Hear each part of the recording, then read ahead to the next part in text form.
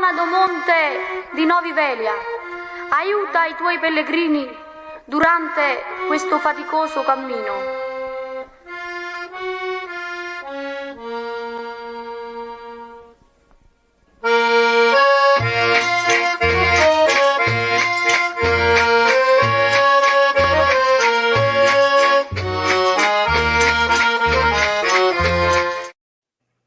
Welcome to the annual Madonna di Sacro Monte di Novi Velia virtual feast. So now this is something that we've never done before. We're actually having a feast online. So we're on Facebook, we're on YouTube, and we're going to have some guests popping in and out as we virtually celebrate our protectress, our patroness of the sacred mountain of Novi Velia. So right now I have my co-host, which you can't see him, but he's there. Patrick, are you there? I'm like the Holy Ghost. I'm active but unseen.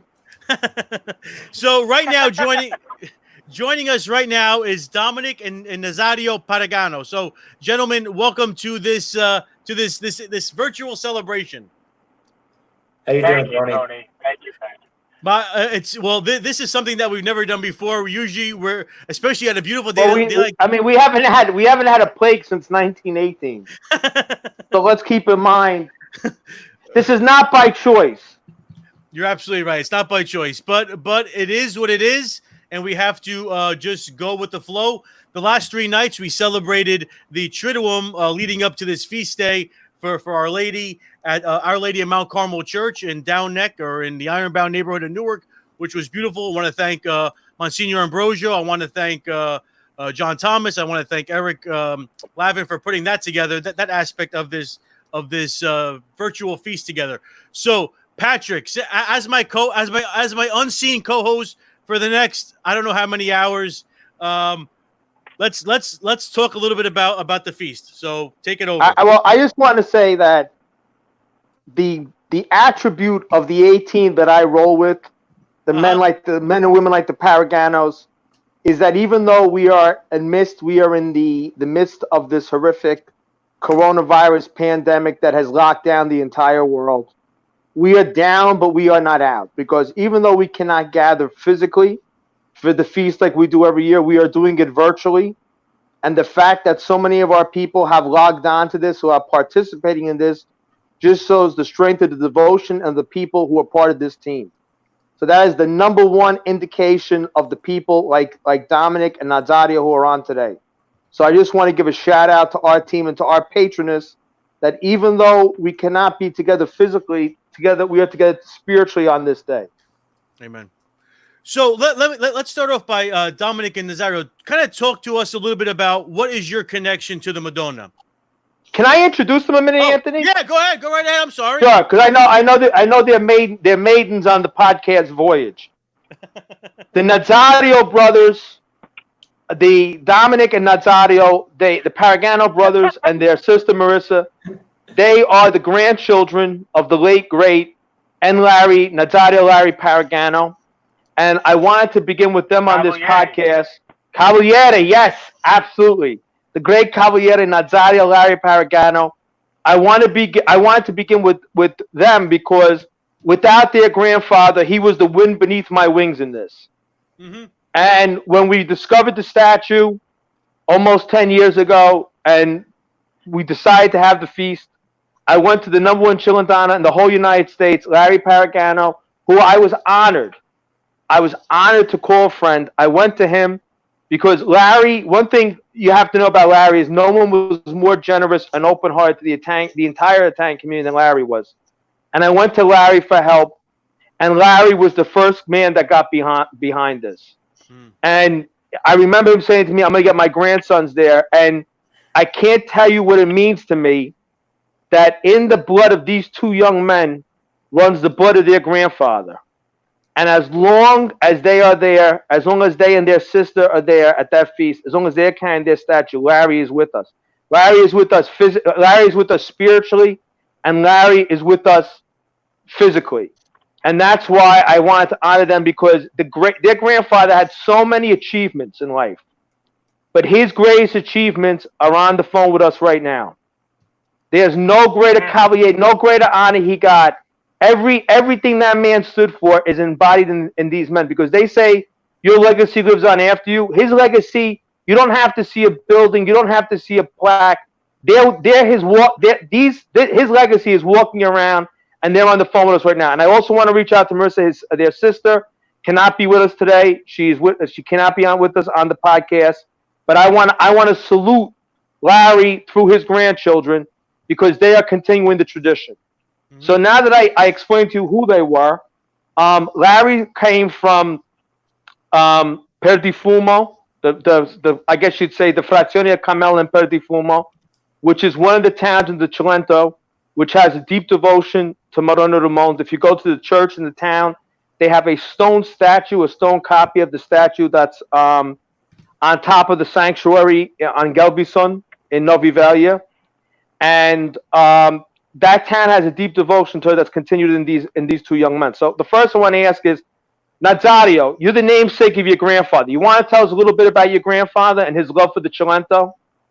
Oh, man, he was an incredible man. Ever since we were kids, all he told us about was his hometown in Italy, in Per di Fumo. And, Dominic and I have traveled there a couple times over the past, I guess, our entire lifetime. And every time we went there, we formed this special bond with the neighborhood and with the community.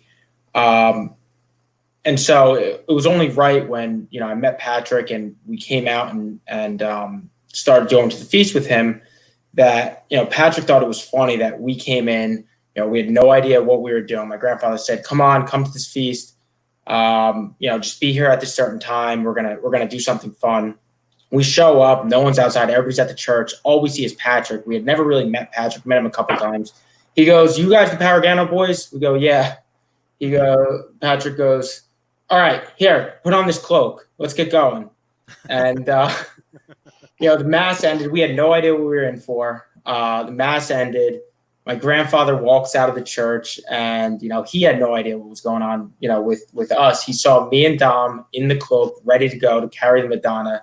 And his face lit up like you can't even imagine. Dominic could probably go a little bit further on how the procession went and everything else. Dom, you want to chime in on here a little bit? Yeah, so he told me, he said, Dominic, meet me at this place at this time, and see if you can bring your brother. I said, all right. So I called Naz. I said, Naz, we're gonna go to Clifton. We're gonna go to one of Pop's feasts. He says, well, what do I wear? I said, I don't know. I said, I don't know what to expect. I really have no idea. We got there late. Pop was already in the church. And Patrick throws us the cloaks. I think I had boat shoes on. He says, you're going to be carrying the statue. We had no idea what we were in for. He walked out, and the look on his face was priceless. He kind of pointed at us and then just smirked. And, we've been there ever since. And, the special part about it is Patrick, you say he was the wind beneath your wings. You're now the wind beneath our wings because you have kept this going. And it wouldn't be. Thank you. It wouldn't be continuing without your effort. And you really are the best. But so we've been there every year since. And now, I'm getting a little old, so I see some of the younger kids running around, and I like to let them carry the statue now. Yeah. Last summer, we went to Carmela, and it's Naz and I were talking about this before. He said, Naz said, Father Johnny did that to us in Italy, because we went there, and I actually got engaged in the hometown the day before, and the feast was the next day, and I was going to do it on the feast day. I was going to propose on the feast day. And thank God I didn't, because I would have been so sweaty, because Father Johnny says, all right, guys, you get out, you put the cloaks on, you're going to carry the statue around the town. And I said, how many American guys had the opportunity to carry the statue around their hometown in Italy? And I got to imagine we're the only two. Well, Dom, remember they said it was only going to be up the hill for part of the time. And me and Dom looked at each other and go, we are not giving in on that one. We're not letting these old Italian guys beat us out. Yeah. We didn't want to look, So, and the funny thing is, Dom mentions wearing boat shoes. Same thing. We were both wearing dress shoes that day, climbing up, 45-degree inclines with hand-laid stone. I'm surprised we didn't twist our ankles that day. Yeah. I had my Prada loafers on. Those are now beat up.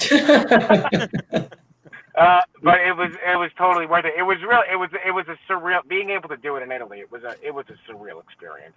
And just to think that they've been doing that there for hundreds of years, and I'm walking in the same path as my ancestors who I didn't even know. You see them in the graveyard at the top of the hill, and it goes back to the 1700s, and it's just like everything still looks the same as it did back then. It was also really special knowing that, in that town, a lot had been saved by my grandfather. The church was sort of in disrepair. The convent was in disrepair, and he, believed strongly in continuing tradition and keeping everything sort of alive in that town. So him, with collaboration with some of the local priests there, shout out to Father Johnny for bringing the convent back to life. But they were able to sort of revive the town that had gone through some hard times after, all the immigration from, the 1920s to 1960s. And so it's really become a special place for all of us because of, our history there, as well as, my grandfather's devotion to the town and the church and the people there. How far is your town from the actual mountain? Patrick, you probably know better. About a half, I'd say. It's about very. Half hour, right? The problem with that area is everything's very close. It's just that it's very hilly and mountainous. Mm-hmm. So you can look at some place and say, "Well, I'll get there in 15 minutes. It'll take you 2 hours," because you're really going on donkey paths. So I would say, as the crow flies, maybe a half hour. By car, maybe an hour. Okay. An hour 10. But there are many towns in this area that are devoted to this particular. 100%. That is the glue that holds that area together. It is the one common denominator that binds all those towns. San Mango, where my grandfather's family comes from, which is right next to Perdifumo. You could, like, the next town over. They all those towns would have walking pilgrimages. So from in the old days, from Easter Tuesday, but now from the fourth Sunday in May to the fourth Sunday in October, people make pilgrimages there. In the old days, they would walk.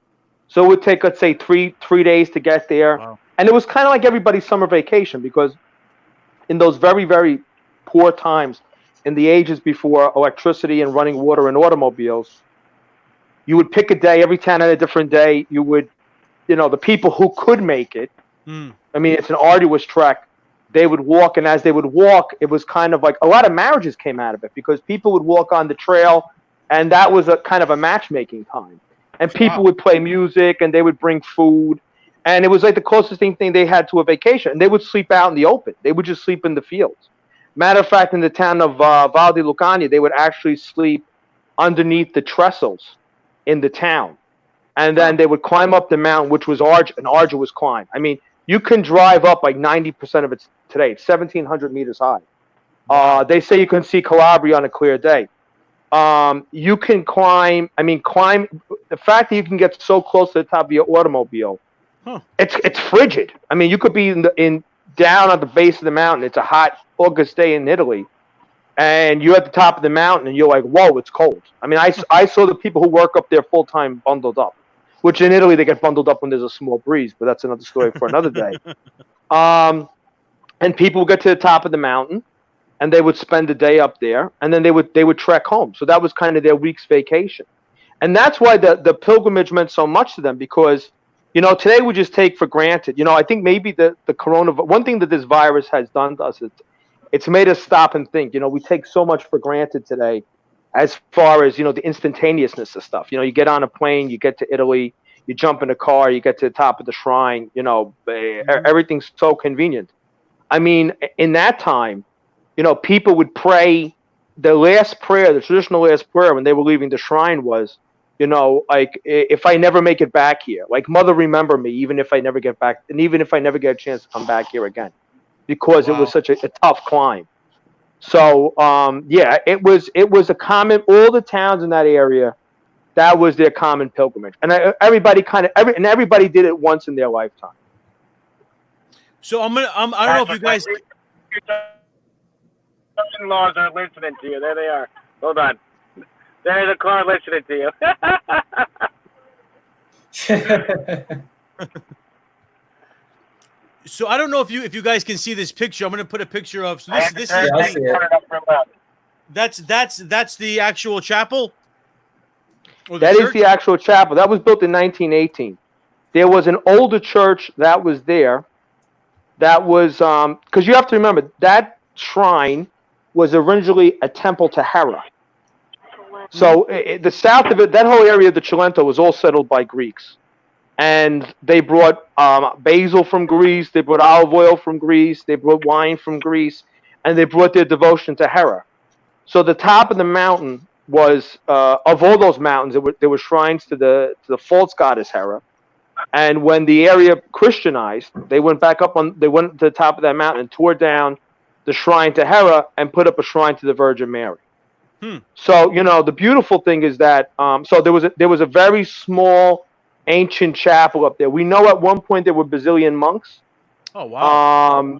Saint Nello of Rossano and his disciple Saint Bartholomew of Rossano. Greek Rite monks were up there. We know that Greek monks were probably there who fled the iconoclastic heresy, one of the iconoclastic heresies. The mountain, it didn't have a stable house of Benedictines the way that Monte Vergine does, but it had ups and downs. It had a real down after the quote unquote unification of Italy, and the shrine up there was kind of run down and really broken up. There was kind of I'd say ruins of a shrine. Matter of fact, there's ruins of the Greek temple that are up there. And there's ruins of the first, that you could see the Heraion, which is the Greek word for the Hera temple. Mm-hmm. And then there was the first churches that was the first monastic setting that was up there. In 1889, August 15th, 1889, the statue was incoronated by order of the Vatican, the canons of St. Peter's Basilica in the Vatican. It was pontifically incoronated as miraculous on August 15th, 1889. And in 1918, the image is up now, right? Yeah, that's the second statue. There was another statue there before it, but yeah, the miraculous title transfers to the new statue. In 1918, the church that's up there now was built in the midst of World War I. That replaced the tiny chapel that was there from ancient times. Now, what is the name of the actual name of the mountain, Patrick? Gelbison. They think that's an Arabic name. It doesn't kind of fit in with the topographic names of the area. Hey, yes, Dominic. Hey, Patrick, do you want to? I know there's a lot of people in the queue. You want to let one of the other guys come on here because I know they've been waiting. Sure. Why don't we bring on Severino? Okay, I'm going to add him to the stream right now. Severino. Right, thank you. Patrick, thank you. I gotta run. Thank you, but to the brothers Paragano, thank you very much.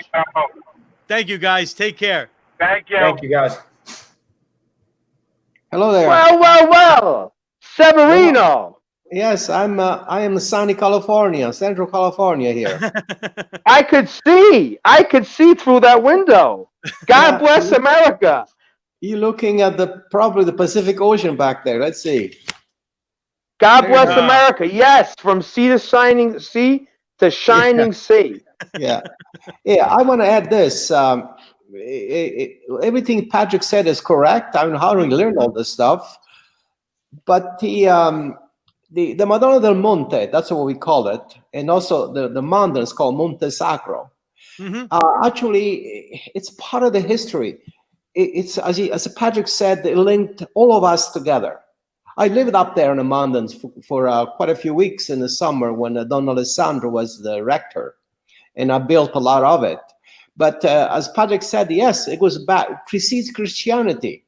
It goes back to the Greeks, and then as culture evolved, the goddess turned into the Virgin Mary, and continued the practices. And it's fascinating to see what we do in the Cilento. We don't just think it's just a ritual. It's not just a ritual. It's history.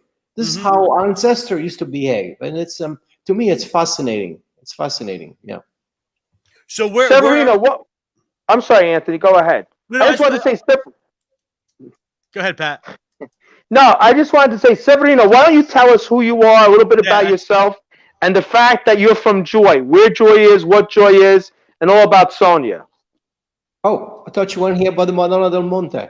Yeah, we want all that, but everybody out there in Joy- podcast Joy land, is, we got to tell them what this is all about. We got to give them the background and the history.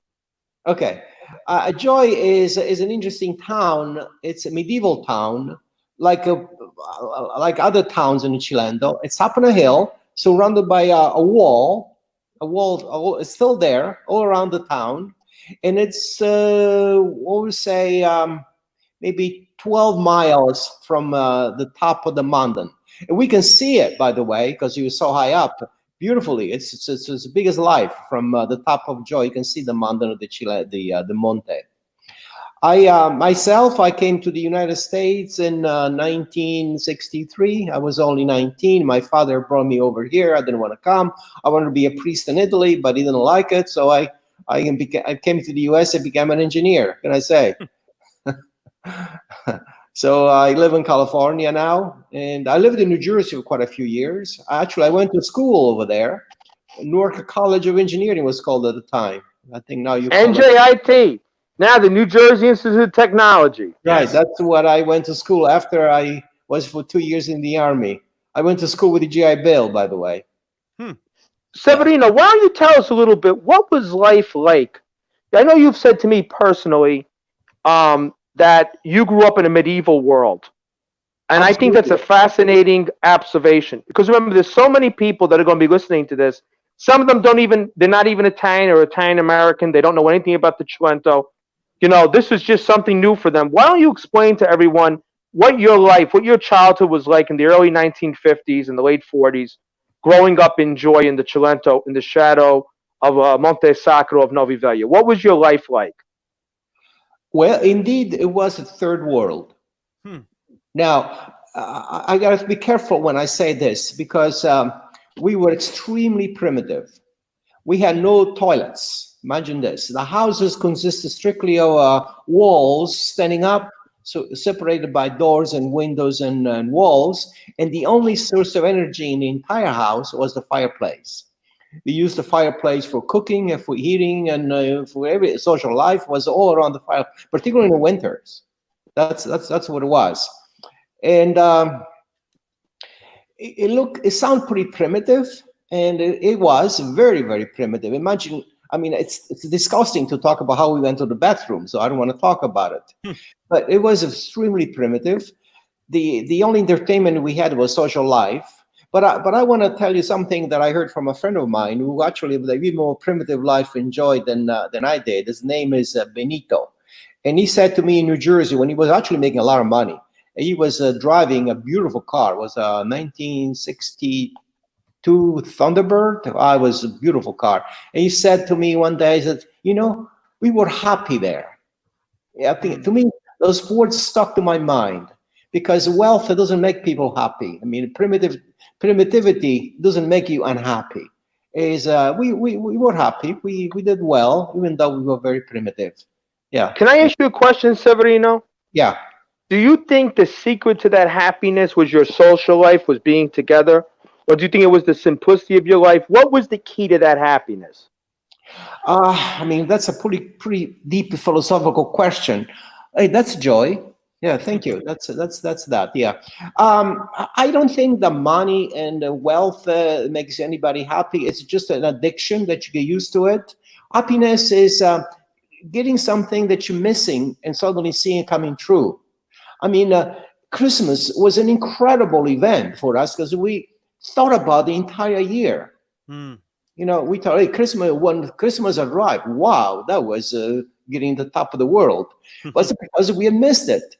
I remember in the early 50s, we had the movies that were being projected, shown in the middle of the square. Everybody brought his chair and sat there. We didn't care what was being shown. It was such a happy event watching that movie. Today, we wouldn't. What was nothing to be excited about. It was these old movies from the 1930s, probably Americans and what they were. But it was the fact that there was nothing happening prior to that. That, to me, that's what happiness is: getting something that you miss, that you've been hoping for, and suddenly comes true. When you got everything, how can you be happy? You know, you got everything. There's nothing you're missing. That's why I think we were happy. So But the social life was a big deal. Yes, yeah. Patrick also mentioned something called Sonia. What exactly is Sonia? Well, interesting. Let me tie these things together. As Patrick suggested, enjoy. When I lived over there, we ran around. We knew everybody in town. Okay, we run around. And we saw how you're doing, and we talked, and we did not live in the houses. By the way, we spent virtually no time in the houses because it was so unpleasant. There was no heating, and what do? You just step outside, meet everybody on the streets. Then what happened was a large number of us moved to the United States, and we only saw each other for funerals, maybe, and maybe weddings. So I thought it wouldn't be nice to see if we can get back to being some of that togetherness we had enjoy in the United States. So I said, let's start a non-profit organization, which we called Sonia, Society Organized for Joyeux in North America. That's what Sonia stands for. And that's how it all came about. And we started it 20 years ago. But interesting, you know, it's the 20th anniversary this year. Oh, wow. Yeah. Yeah, you know how it all kind of comes together. And I'm going to tell you I've had so many, I'll call them, there are no coincidences with God. So I'll just say that. And aside from this show, in my other parts of my life, I'm a huge enthusiast of 23andMe. I love genealogy. I love history. I love studying. And when we found the statue in roughly 10 years ago, when it all kind of transpired, I had in my Palm Pilot Severino's number in California. And the reason I had Severino's number was Joe Amoroso, my friend from law school. We used to ride to law school together every day. We had gone to college together. We lived close by to each other here in North Jersey, and we would carpool to save money on the parking. And when Sonia started up, it's just kind of freakish how things happen. When Sonia started up, Joe and I were driving to law school, and he was talking all about Severino and what Severino was doing with Sonia. And he's like, oh, you know, you should talk to this guy, yada, yada, yada. You have a lot of the same interest. You should talk to him. Here, take his. I don't know why Joe pushed his number on me. And at that time, I was always kind of in the vanguard of technology. So I had a Palm Pilot. Everybody who knows me knows how much of a joke that is. I love technology. I'm just kind of horrible at it. I'm not against it. I just don't know how to use it. I was one of the first people to have a Palm Pilot, believe it or not. And I put Severino's number in my Palm Pilot. And the number went from my Palm Pilot, at that time it was a Trio, to a Palm Pilot, to a BlackBerry, to like 10 different phones. Severino's number went with me. And when we found the statue and we wanted to start the feast up at Holy Face Monastery again, after it had been dormant for like 30 years, I said, you know, maybe I should call that Severino. I had remembered what Joe had told me, and this was almost 20 years after the fact. And I looked through my Palm Pilot, and there was the number, and I called Severino up. And I mean, it went, the first conversation went better than I could ever hope. You know, he was still in charge, still involved with the club, very enthusiastic the first time we spoke. And Severino had kind of said, you know, that the club's picnic was kind of on in a bit of a lull, and he wanted to build it up. And instead of me having a separate feast for Monte of Novi and inviting the Joyeux, why didn't I do it with Sonia together? And that's how my friendship with Severino started. And another mother in my life, Severino's sister, Maria Taraka, who has been a tremendous help with the feast, spiritual, emotional, between cookie baking, cake baking.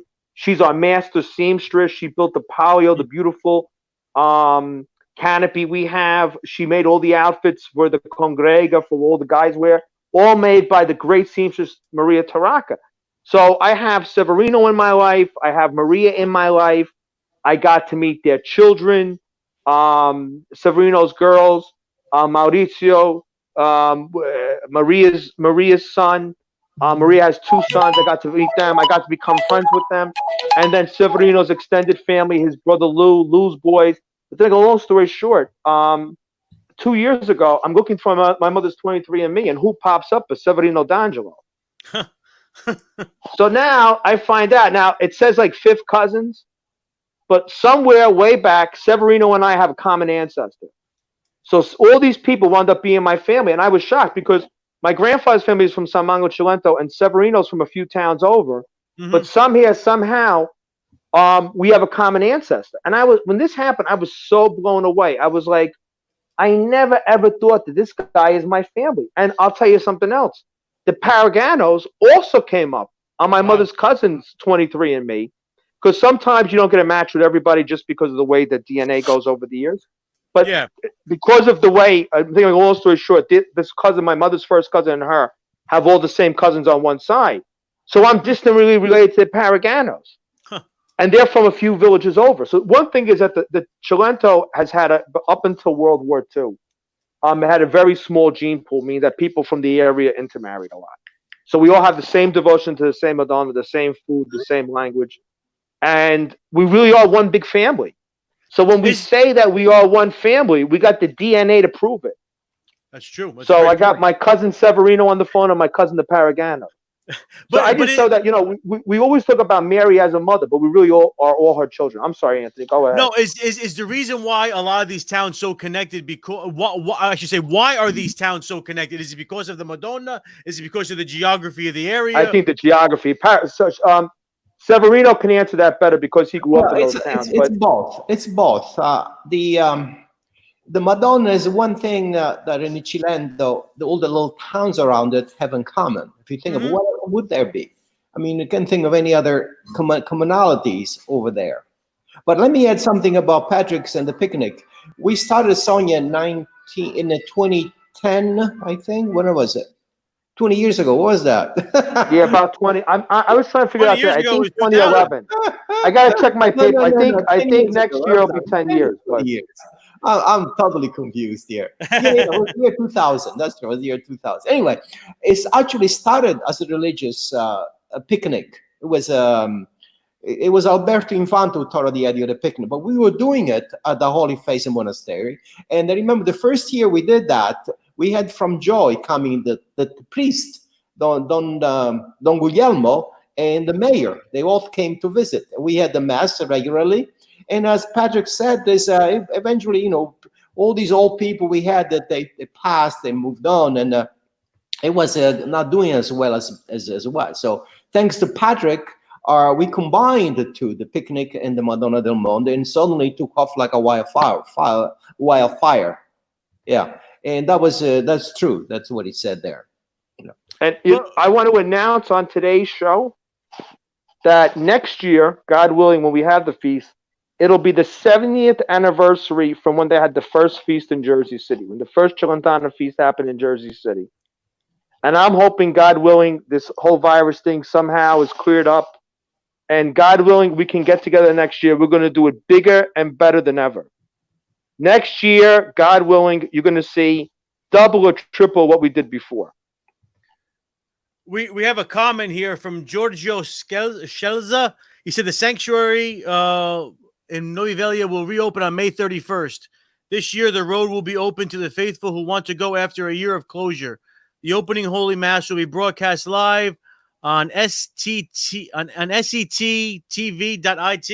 or on Facebook, Valo TV Set.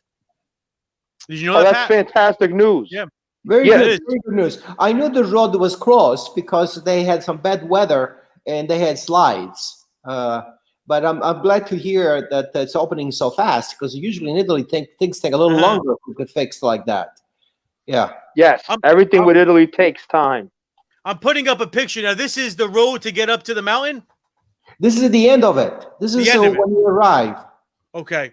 So this is coming. This is coming. Another probably 15 minutes. You can drive to this point, but you have to walk another 15, 20 minutes over a road that you can drive. So do people decide to still walk this pilgrimage, or do most now drive it? Oh, we are lazy bombs. Severino, I have news. There is a movement in the Cilento, and this was starting last fall. They started it. They want to rebuild the old pilgrimage route and make it into the Italian version of the Camino de Compostela in Spain. Wow. They want to do that. Yeah. By some the way, of the local hiker. long distance hiker and a marathon runner. So imagine how much I would love that. Severino, let me ask you. A few times, by the way, before the road was built. Severino, let me ask you, as someone who is a hiker for weeks at a time through the mountains of California, do you think that's something that people, even non-religious people or non-Italian people, would be interested in that trek? Absolutely. Because of the natural beauty of the Cilento? Yes, yes. I mean, the majority of people don't like moving around, but some of us are addicted to it. To me, going out there and being in the open space and without civilization is quite a treat. And I'm not alone. There are a lot of people like that who would love to do it. In fact, we could organize this, perhaps be a great idea, Patrick, an annual event. Yeah, they're hoping to. I'm going to put you in touch, Severino, offline with the people who are hoping to organize this. Some of the young politicians in the area, they know what the medieval route was, and they're not going to go from Rome to Novi Velia, but rather from the south. They want to reconstruct because the roads are still there, the route that went from the pilgrims who went from Calabria. Because, Anthony, just for the viewers to know, people from the Cilento would devote to Madonna del Monte, but also people from the Val di Diano, people from northern Calabria, people from Basilicata. Today, Italy, it's almost like the American states, we have very set regions. Mm-hmm. But in the medieval world, we didn't have those borders. People from the whole south of Italy went to that shrine in Novi Velia. Wow. And, one of the most famous routes, and they call it the Byzantine route because it was from the Byzantine monks in Calabria. There was a huge foot pilgrimage that would go on from Calabria. And from some of those remote towns in Basilicata and Calabria, it was a week walking just to get there. Holy cow. Severino, before we go ahead, Severino, I'm sorry. Sierra Nevada for 2 weeks at a time. You're the man, Sev. You're the man. Tell them all. Now, you came in as the number one marathon runner for your age category. You were in Antarctica, am I correct? Yeah, I ran that one too. Yeah, I won that one. Wow. Not bad. Because Lewis, the other guy in my age category, came after me. Huh. I don't know if you can see me anymore. My screen is frozen. We see you. We see you, Sev. We definitely see you. No, you're frozen, but we hear you. Okay, excellent. Yeah. I love running. It's just a mental state. I don't do for physical activity. We lost him. We lost him, unfortunately. We lost him for the show, but we got him in our hearts. Amen. So, Patrick, who are we bringing on next? Drum roll, please. I think we should. It's Joey Vitale. Who's in the pool, Anthony? Who's in the pool? We have Joey Vitale. We have Eva. We have Victor. We have Antonio. Francis is here. John Viola's here. Let's bring Francis on. On a moment. All right, I'm bringing Francis on. Oh, dear. Hi, everyone. Hi, Francis. How are you? I'm doing well, thank you. Fran, welcome to the wonders of podcast land. Patrick, I still think we need to see you. I want to get a state portrait done of myself. I was saying, if I got to have that, I got the Italian mentality. If I got to get the house all done up to have myself filmed, I got to get, I haven't had a haircut in 2 months. I kind of look like a wild man. Who has? My beautiful curly locks. It's just enveloping me. I was going to think of doing what do you call that? I never had long hair in my life. Was that a ponytail? Oh, really? I don't know. Why not? Why not? Yeah, if you're going to do it, this is the time. I was thinking about a beard, but a beard and a ponytail might look like Grizzly Adams, so I can only do. Maybe I'll just go for the ponytail. Fran, welcome to the show. I'm going to come knock on your door so I can see you. Yes, Fran. Give Fran a little bit of background. Fran has her father passed away a couple years ago, but she comes from the two greatest people that Vatola has ever produced. Fran's family is from a town called Vatola, which is next to San Mongo. They are in the Cilento, which is the Madonna del Monte orbit. And the Cilentana had a number of big colonies in the U.S.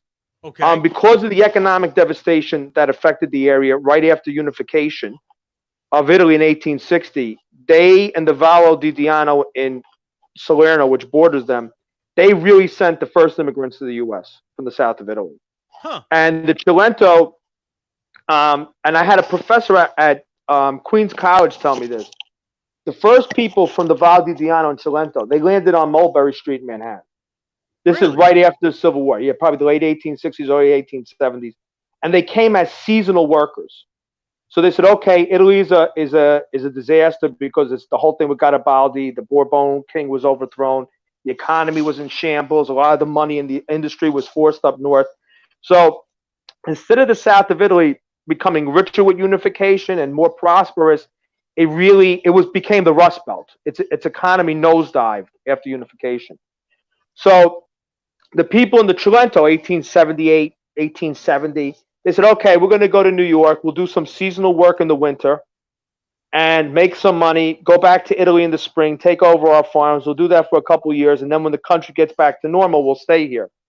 And what happened was they were losing money going, because remember, back then there was sailing ships that went into Sapri and to Gropoli and stuff. They were taking sailing ships back and forth to New York. And then it eventually occurred to them, this isn't getting better. So they moved their families into New York. The conditions were so bad in Manhattan's Little Italy, the 5 Points at that time, just kind of like the Martin Scorsese film. The infant mortality rate was through the roof. It was filthy. And these were country people. These were people that were used to being on the farm. A lot of them left Manhattan. There was a county in Manhattan, but a lot of them went to Jersey City because Jersey City was actually a prairie then, believe it or not. Jersey City still had dirt roads downtown. And they felt that Jersey City was safer, cleaner, healthier. You know, they were able to have goats in their backyard, as crazy as that might sound today. It was more like home. So Jersey City got a colony of people from the Cilento. Paterson, New Jersey, winds up later getting a colony of people from different towns in the Cilento. Not to cut you off, Patrick, but yesterday I sent you that image about the Lega Cilentana in Paterson. There was so many Cilentana people in Paterson. They just had a couple of different, just like a broad general Cilentana club. There were that many. Trenton had a big Cilentano community. The Paraganos, who were just on, they had cousins. Frank Gargione, may rest in peace. His family was in Trenton. Pittsburgh, Pennsylvania had a big colony. Philadelphia had a big colony, and coal country. All through, Shenandoah, Pennsylvania, that area. Yes. They went there because Hazleton, and they really had the hardest lives because those were guys that they were old men by the time they were 46 from the rigors of coal mining. So the Cilento has an old history in the U.S. It has a very strong immigration pattern through New Jersey, a little bit in the area around Kingston, Amsterdam, New York, and the rest all in Pennsylvania. And Fran's parents came to the U.S. in the 1950s, and they settled in Jersey City. Like, what was the town? I know your father's father. It was called Vadolla, Vatolla. It's right outside Perdifumo. Right outside Perdifumo. Fran, let me ask you something. Go ahead. Go ahead. I'm sorry, Fran. Go ahead. My dad came first in like 59 and then went back and married my mom. And then my mom was here by 62. Wow. Yeah. So they started in Jersey City, wound up in Union City, and then North Arlington. I got so many great stories. Fran's cousin is John Marino, the former head of the National Italian American Foundation. Yeah. And Fran's father was a master cheesemaker. Yeah. Really? He was a mozzarella maker. He told me a great story. He said that when he came to America, he was living with his uncle and his aunt. His father was living with his uncle and his aunt.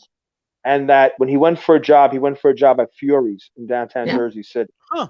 And that the guy in Fury said to him, I'm going to make you a mozzarella maker. And he said to me, he had never heard of mozzarella before. He said, because in the Cilento, he goes, the only cheese he knew was the fresh cheese his mother made every morning from the goat milk. Because, back then, people think today of Italy, a modern Italy, where you drive to the supermarket and, Fran, your father told me one time, he goes, during the war years, they had meat 3 times a year.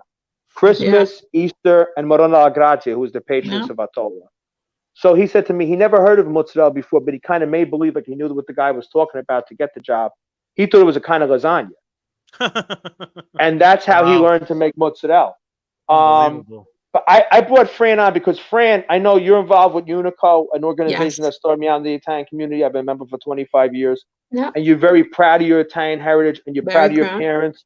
Your mother's an absolutely stunning, wonderful, God bless her, human being. I just want to ask you, today we talk about Amarone del Monte, we talk about the history of the area and all the different aspects. But part of it is the culture of the area and the culture of the people. And I know you're very proud of the values that you gained growing up. And I thought maybe you could just tell us, what is it? Why are you part of organizations like Unico? Why do you go to the Feast of Amarone del Monte? What does it mean to you to be Italian American, to come from your immigrant parents and the Gillandana culture? What does it mean to you personally, and how are you passing it on to your children? Well, I mean, actually, it means everything to us. My whole life is being Italian American every day. And it's very important that we pass this on to our girls.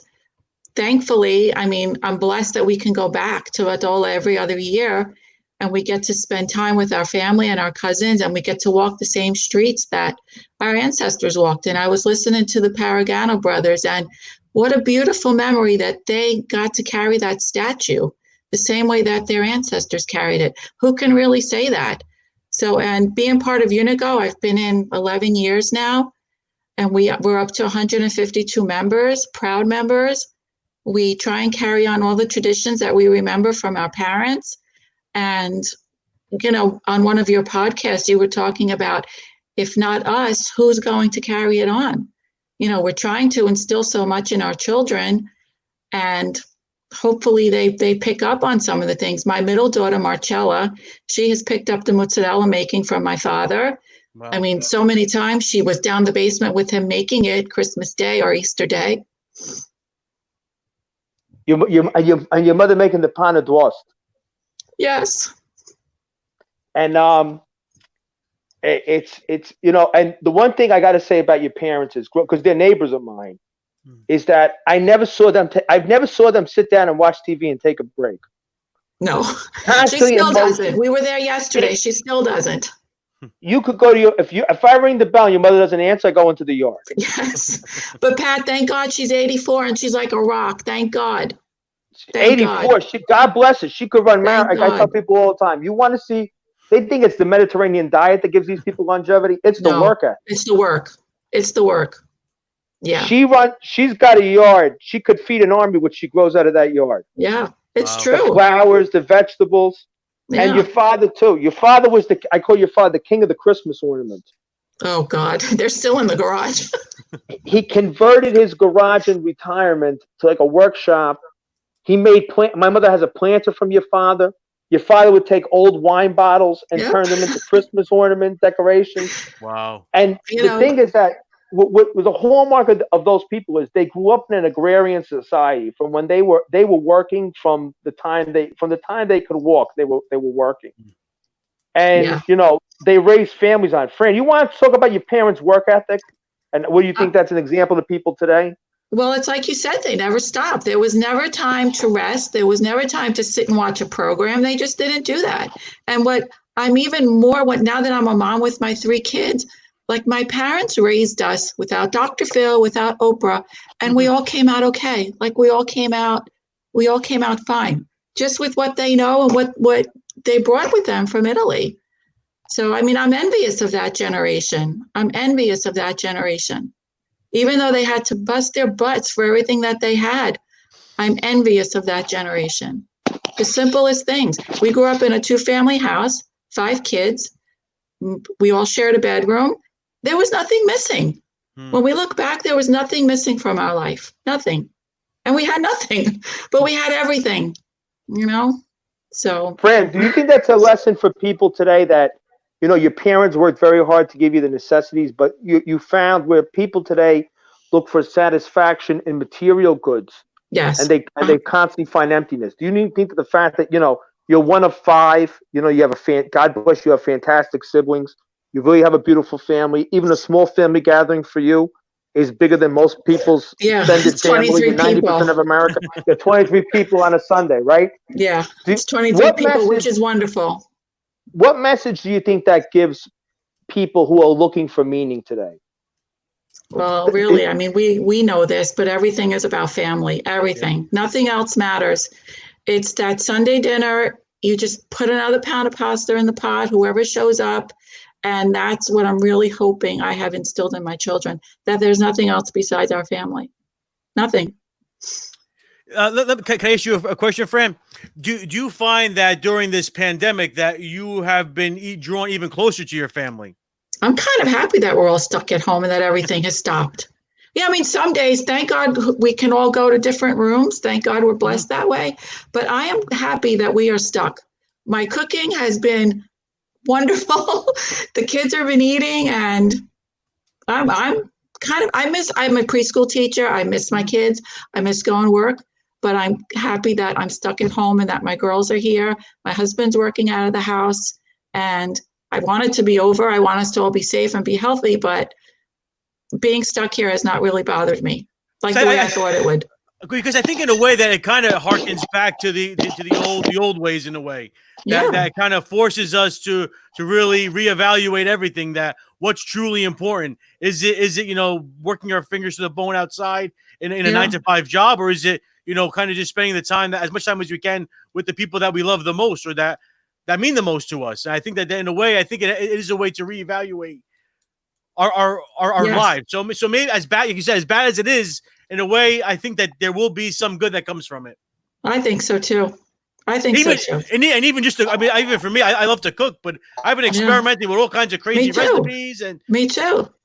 And you know what I found too? My kids aren't that big on leftovers the way we were growing up. I have been repurposing everything. And usually I would just at the end of the week throw it away. But I have been repurposing everything too, and it's been wonderful. It's been wonderful. Your father didn't even waste the Nothing. the I guess you would call the curds and whey. The whey from when he would make the cheese. He showed me he would pour over the panettone. It was the most delicious thing in the world. What is, so for those that don't know, what is panettone? It's I actually have some. I can go get it. It's hard bread, and then you get your tomatoes from the garden and you squish them all with some olive oil. Oh, it's delicious. With some fresh mozzarella. It's delicious. Oh. Yeah. And you can put it in your soup too. Fran's father, when he made cheese, so that when you cook them, when you coagulate the milk, when you make cheese, I guess the solids become the cheese, become the curd, and then the runoff, I guess you'd say the liquid is the whey. Yeah. And he would take that whey and pour it over Fran's mother's panettone, which is like a hard frizzelle.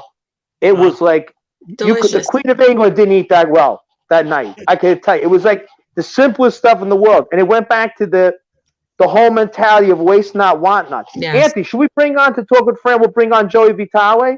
Yeah, absolutely. I'll bring him on right now. Joey, you there? Yes, sir. I am here. Hi, Joey.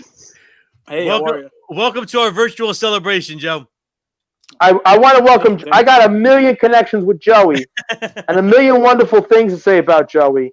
But really what makes it pertinent for what we're doing right now is that Fran's mom and Joey's father used to work in ShopRite together. Really? Fran's mom sold the cookies and Joey's father was the butcher. At the ShopRite. ShopRite. And there was two Chilentano people there working. Yeah. Joey's a paisano of mine, another member of the Monte of Novi board, a member of the Santo Mangueza Club. And I just thought that, what Fran said is so much of what Joey says all the time. Joey, what does it mean to you to be part of an Italian family, a Chilentano family? Tell us. Speak from your heart. For me, I mean, honestly, it means everything. I had my dad who constantly told me stories about him growing up and my grandmother, and God bless his soul, my grandfather. No one was more of a patriot of the Chilento region like my grandfather was. And I'm honored to share his name. And that's something I'm going to take with me through the rest of my life. And hopefully I can teach my kids when God blesses me with kids. Joey, why don't you tell us a little bit about our mutual town, where my grandfather's family comes from and your father comes from, San Mango Chilento. And even though you were born in America, what that town means to you. Like I said, to me, it means everything. It's the blood that runs through my veins. Can't say anything less about the town. It's a small town of barely 400 or 500 people, and it's one big family. They all helped each other. They made something out of nothing always. They always seem to conquer their difficulties, help each other out. And like I said, as mentioned before, my dad came here in 1974 with my grandparents, and they didn't have much, and now they're, they made something out of themselves, and I couldn't be any more honored to come from a town that constantly reminds me of what it is to make the American dream, let's say.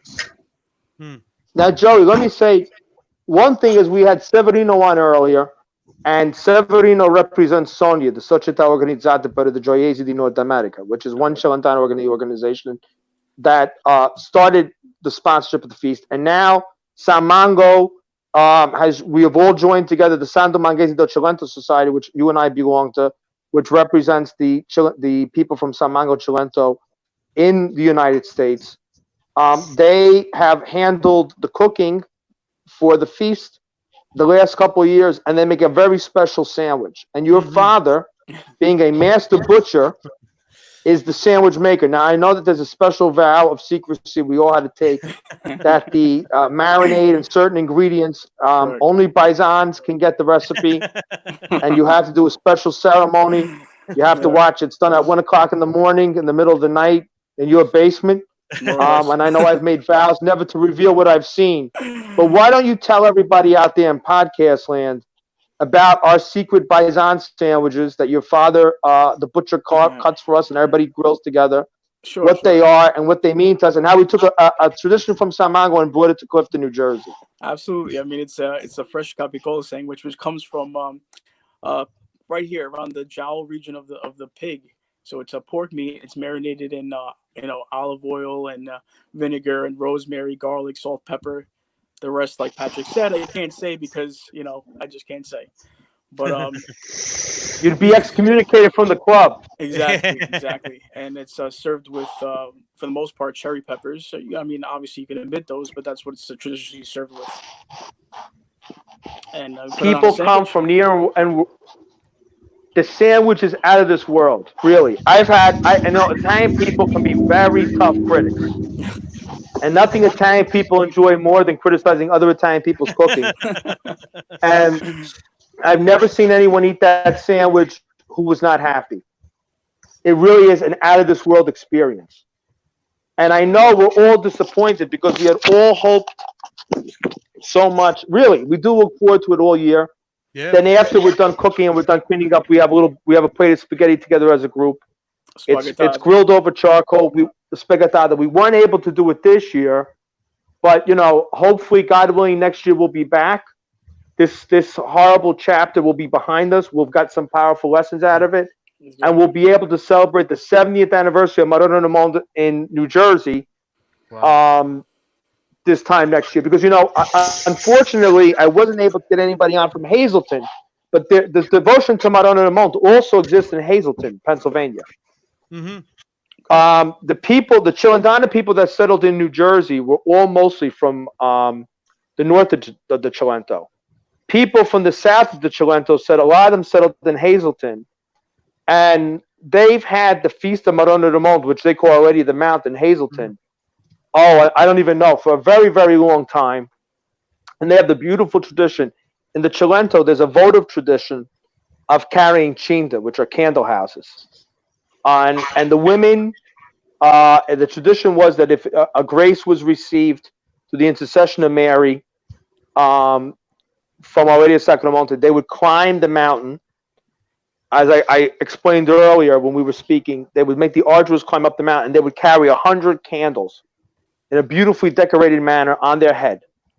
And they would leave the candles at the shrine. And that's what, in the days before electricity, that's what the church would use to keep them lit all year. Wow. So the church would use all the candles that were devoted. And remember, at that time, candles were very expensive. We think of candles today, like olive oil. It was expensive even then, because you made candles from gathering wax from bees. It was not an easy thing to do. So a donation of 100 candles was a huge sacrifice. And but people did it great willingly, because so many of them had received graces through Mary's intercession with her son on that mountain of in Novi Velia. So now, Joey, that I have you on the phone, I think, or online rather, because people get confused. We have Our Lady of Sacro, Our Lady of the Miraculous Meadow, Our Lady of Sacro Monte, Our Lady of Grace, Our Lady of Perpetual Help. They are just different titles of the same woman, the Virgin Mary. Yes. They are just different titles that we use in honor of Mary of different places where she's venerated under different titles. But it's all the same person, it's all the same mother. And in the Cilento, every town, besides the devotion they have to the main shrine in Novi Velia, there's a lot of little regional shrines, like next to San Mango's is Our Lady of Montestella, Montestella, on Montestella. And then all these little towns also have devotions to Mary in the town. And next to San Mango, there's another little town, village called Mercado. In Mercado, there is a shrine to Our Lady of Mount Carmel, Morona del Carmine.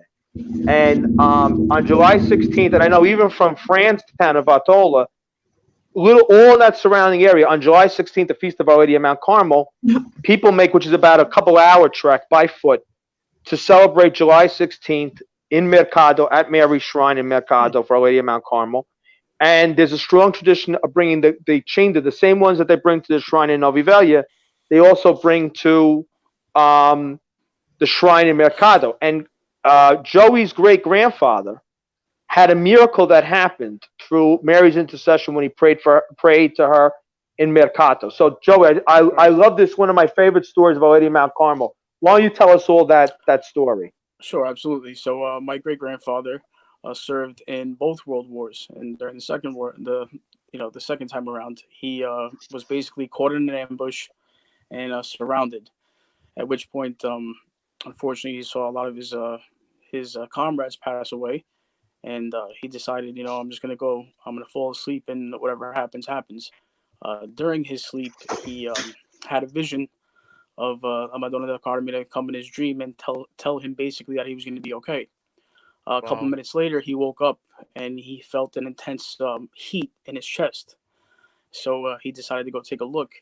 Upon looking, he saw a hole in his uniform, and in his pocket, he had a medallion of Madonna del Carmine, which was bent, and basically it was a bullet, and the medallion saved him. And my dad still has that. My dad still has that medallion at our house in San Mango. That is unbelievable. Yep. Unbelievable. Yeah. Mary took the bullet for her son. Yeah. And ever since then, every feast day of Madonna, my great grandfather would take my father, and he would walk to the chapel just to light a candle and come back home. Wow. The Cilento is known. There was a poster that the regional tourism did. I'd say about 10 years ago, and it said the Cilento, Terra di Maria, and it had all the different. It had the major Marian shrine in Novi Velia. There's the shrine in Capaccio that our friend who couldn't be on the show today, Danielle Terry's family, they had a miracle that happened there. They're from Capaccio. The shrine of Monte Stella, which I mentioned before, and then all the other little tiny shrines that are in the area. And the one common denominator besides the devotion to Our Lady under the title of Our Lady of Sacro Monte, the one on top of Monte Galbis in Novi Velia, is the devotion in all these little towns, their own little titles of devotion to Mary. San Mango has a statue of the Immaculate Conception that's pushing 300 years old, which is the co-patron of the town with Santa Rosalia. And all these towns, and it's incredible because that statue in San Mango, it is such an incredibly beautiful work of art from the 17th century Neapolitan school. And you think to yourself, these people were so poor and they had such difficult lives. And they had such a love for Mary that they gave so much of what they had to buy these statues. And the one thing that people have to understand is, these statues were symbols of devotion. So they wanted them to be beautiful because everything for God should be beautiful. And for the woman that God chose to be his mother, who accepted to be his mother, they wanted to make something that they wanted to make a statue of her that was beautiful, that was befitting the title she had, a mother of God. And the other thing is that when you make something beautiful in a very poor place, everyone gets to enjoy it. So even from the local baron, the local viscount, to the poorest homeless person in the village, when everyone walks into the church, they're equal. And the beauty that the human soul, the comfort that the human soul gets from beauty, they all got from the beautiful works of art that they would donate to the churches. And that's something that's shared in all these towns of the Cilento. Yeah. That's amazing. It really is. So I want to thank the two of you because we got another special I think we have two other. Are the John Antazios queued up, Anthony? Is who was that? Antonio? Antonio and Teresa. Yep, they're here. We have them. Yes. Okay. So now we're gonna go. We're gonna pass on. Thank you, Fran, and thank you, Joey, for being on. Thank you. Happy Sunday. We'll see you guys. Ciao. Buona festa. Thank you very much. Thank you. We're looking forward to 2021. All right. We have Antonio and Teresa. Hi, everyone. Antonio, they are also on their, I guess, their podcast maiden voyage. Am I correct, Doctor? That's correct. An engineer. Yeah. You know, a theme that we've had throughout this entire process is so many people see this year and this experience, and it is a horrible negative. I think New Jersey's broken 10,000 fatalities. Am I correct? I think so. From this coronavirus. Mm-hmm. I've lost friends. I know Anthony and I lost a mutual friend. Mm-hmm. In Vincenzo Martino. It's been a very devastating couple of months.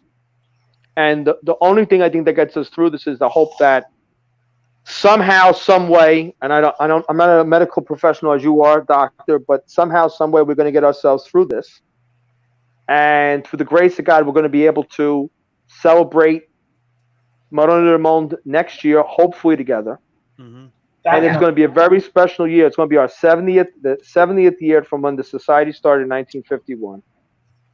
And we were hoping to debut this year a brand new carrier for the statue. But it looks like, unless some kind of miraculous turnaround happens this summer where we could do a little something this summer, it looks like it will be used for the first time next spring. And right now we have, there it is, it is the work of the great engineer, Ingegnere Antonio, that we have on right now. He is the man, he is the legend, he is the artist who is building this colossal work. And I can truly say that this family has been sent to us by God, because they have been a tremendous help to everything we've done. The society's done, the novena. And when we needed a bigger carrier to carry the statue, the first carrier that we had, we've outgrown, that was made by a friend of ours, George, a son-in-law of one of the members of Sonia. He did a fantastic work. But now that we're adding flowers and all the things to the carrier when it's carried in procession, we needed a bigger carrier. And we were trying to find a way to get a bigger carrier, get it from Italy, all different things, get it made by someone here in the United States. And who should appear? We never knew that the engineer Antonio, through the intercession of his beloved sister, made it known to us that he is a master metal craftsman. Wow. Yep. And he is building for us no art. If we could go and bring Da Vinci back from the world beyond, he could not do a greater job than this man is doing. Thank you very much. Go ahead, Ingegnere Antonio, tell us about the work that you're doing and what we can look forward to next year. Why you are now the world's #1 leading engineer in Saint Carrier design. Well, the carrier we discussed that needed to be bigger, so I came up with a nice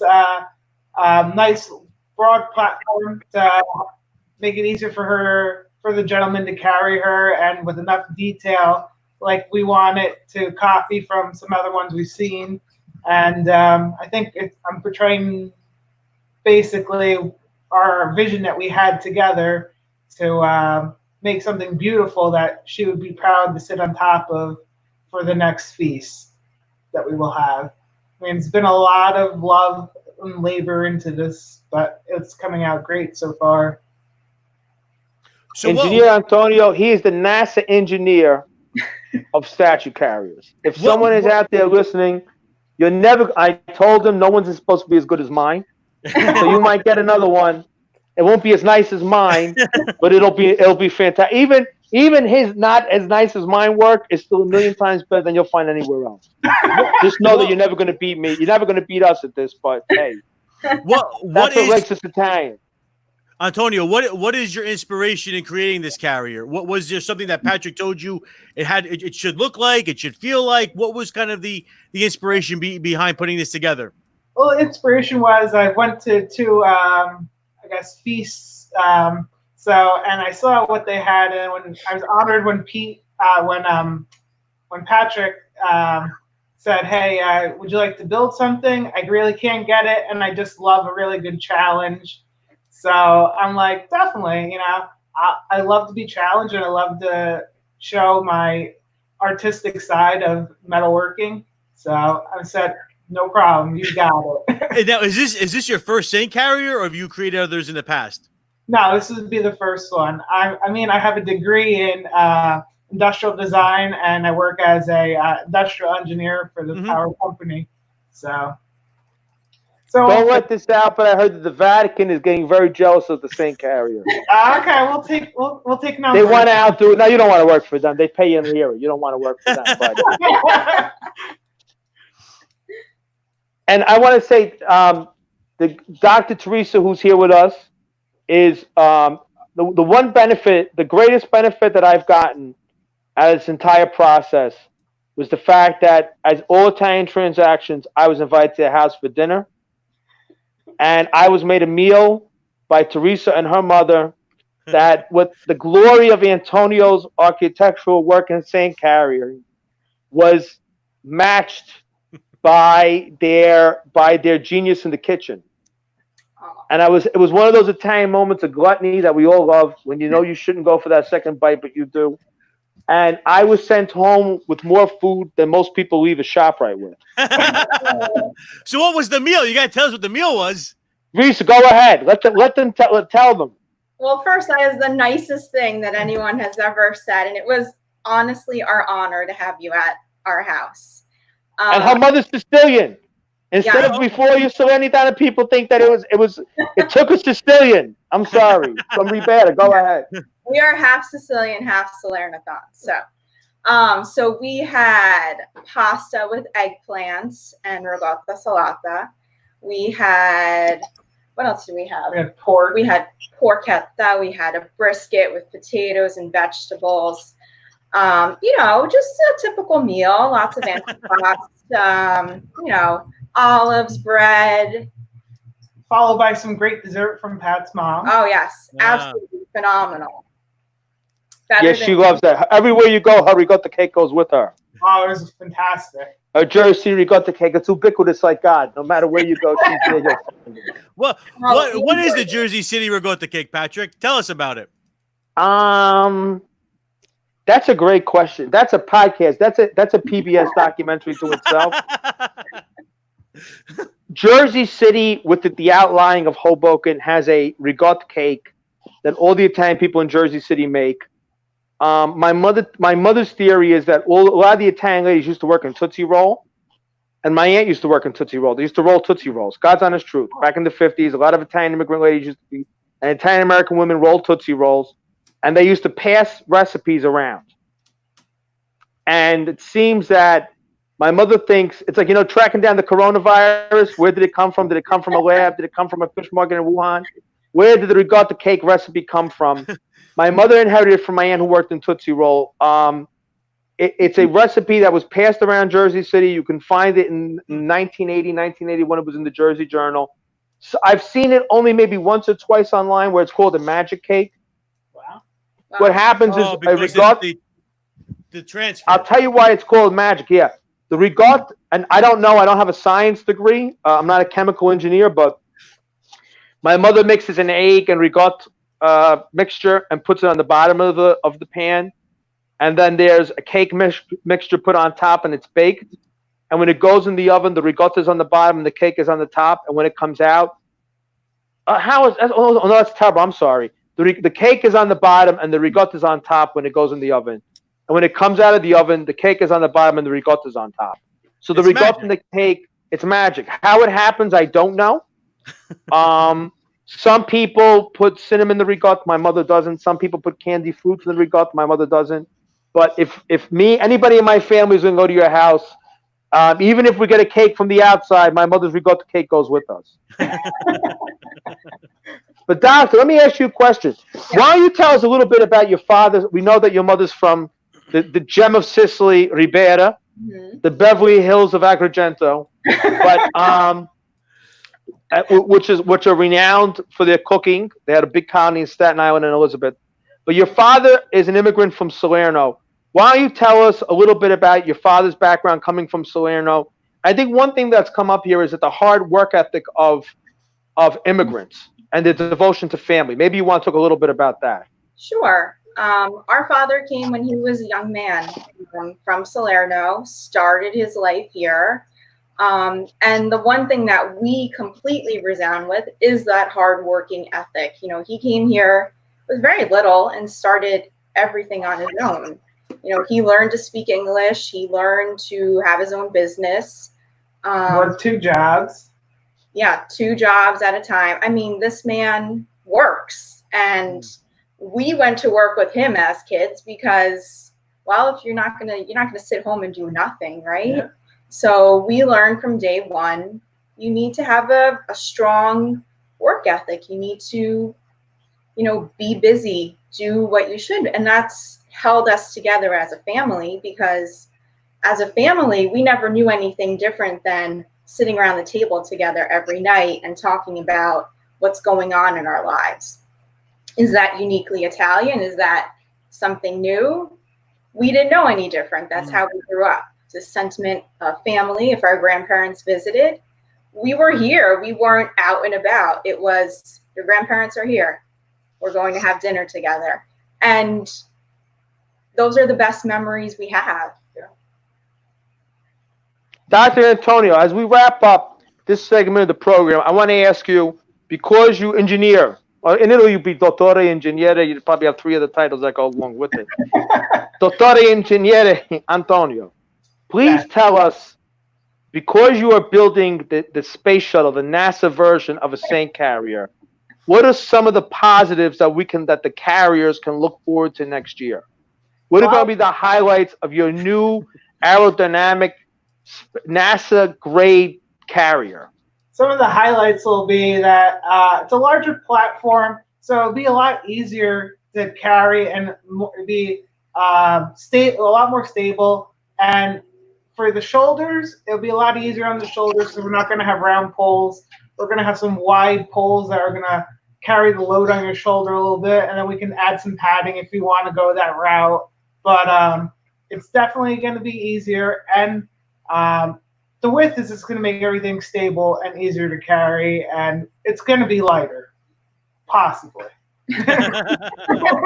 Well, you know what? I never carry, the Paraganos do, so you know what?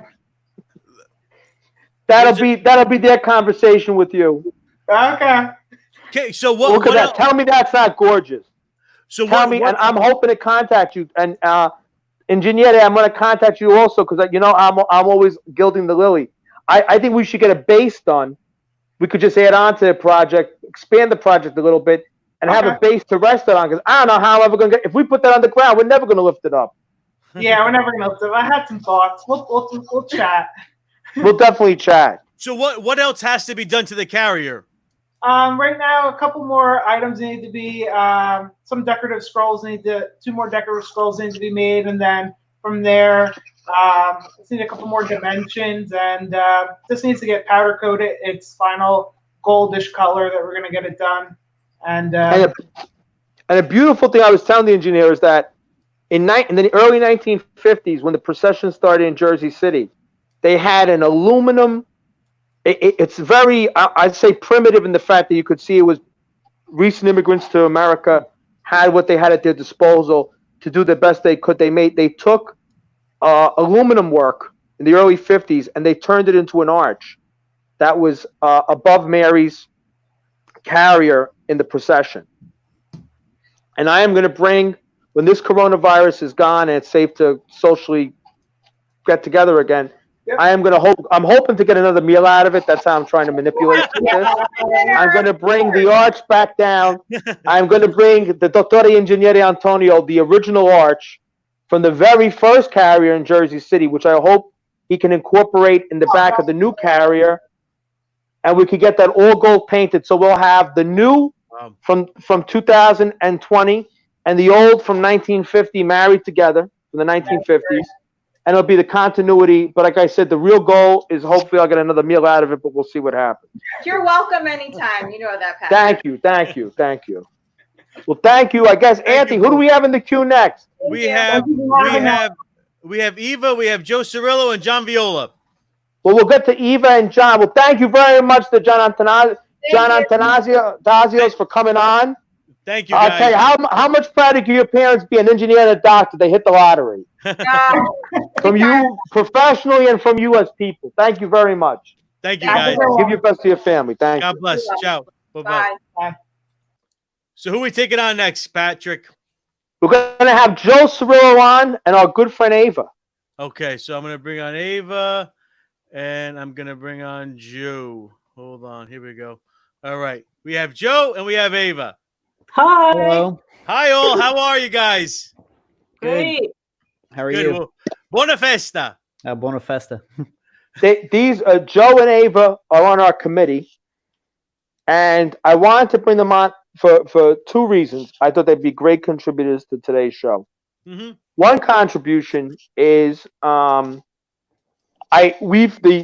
Congregazione Maria Santissima del Sacro Monte di Novi Velia was able to, with the help of the great Cavaliere Avvocato Basil Russo, the national president of the Italian Sons and Daughters of America, to make our society a lodge of their greater national organization.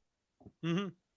And I think that part of the reason why we joined Italian Sons and Daughters and we made our Italian Saint Society one of their lodges is that Joe, in the insurance business, has brought to our attention the fact that part of why these Italian Saint Societies were started was to help members in a time when there was no Social Security benefits, there was no government programs, when a spouse died, when a breadwinner died, when both parents died, when someone got sick, there was no government benefits. And sometimes people were thrown into devastating poverty due to calamities that hit them and their families. So these Italian Saint Societies, people, paisans, would all come from the same town. They would have a patroness, just like all the people from the Cilento had as their patroness Madonna del Monde.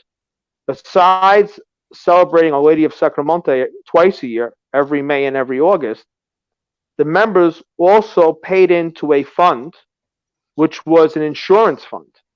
Mm-hmm. And when people needed a doctor, when people predating, when people didn't have health insurance, a lot of these saint societies, you would pay in every month a set amount. You'd have access to a doctor for free who would service the members of the society, kind of like the way that health insurance works today. Mm-hmm. If a member got sick where they were incapable of working, the society would give them a set amount of money, like an insurance payment, until they got back on their feet.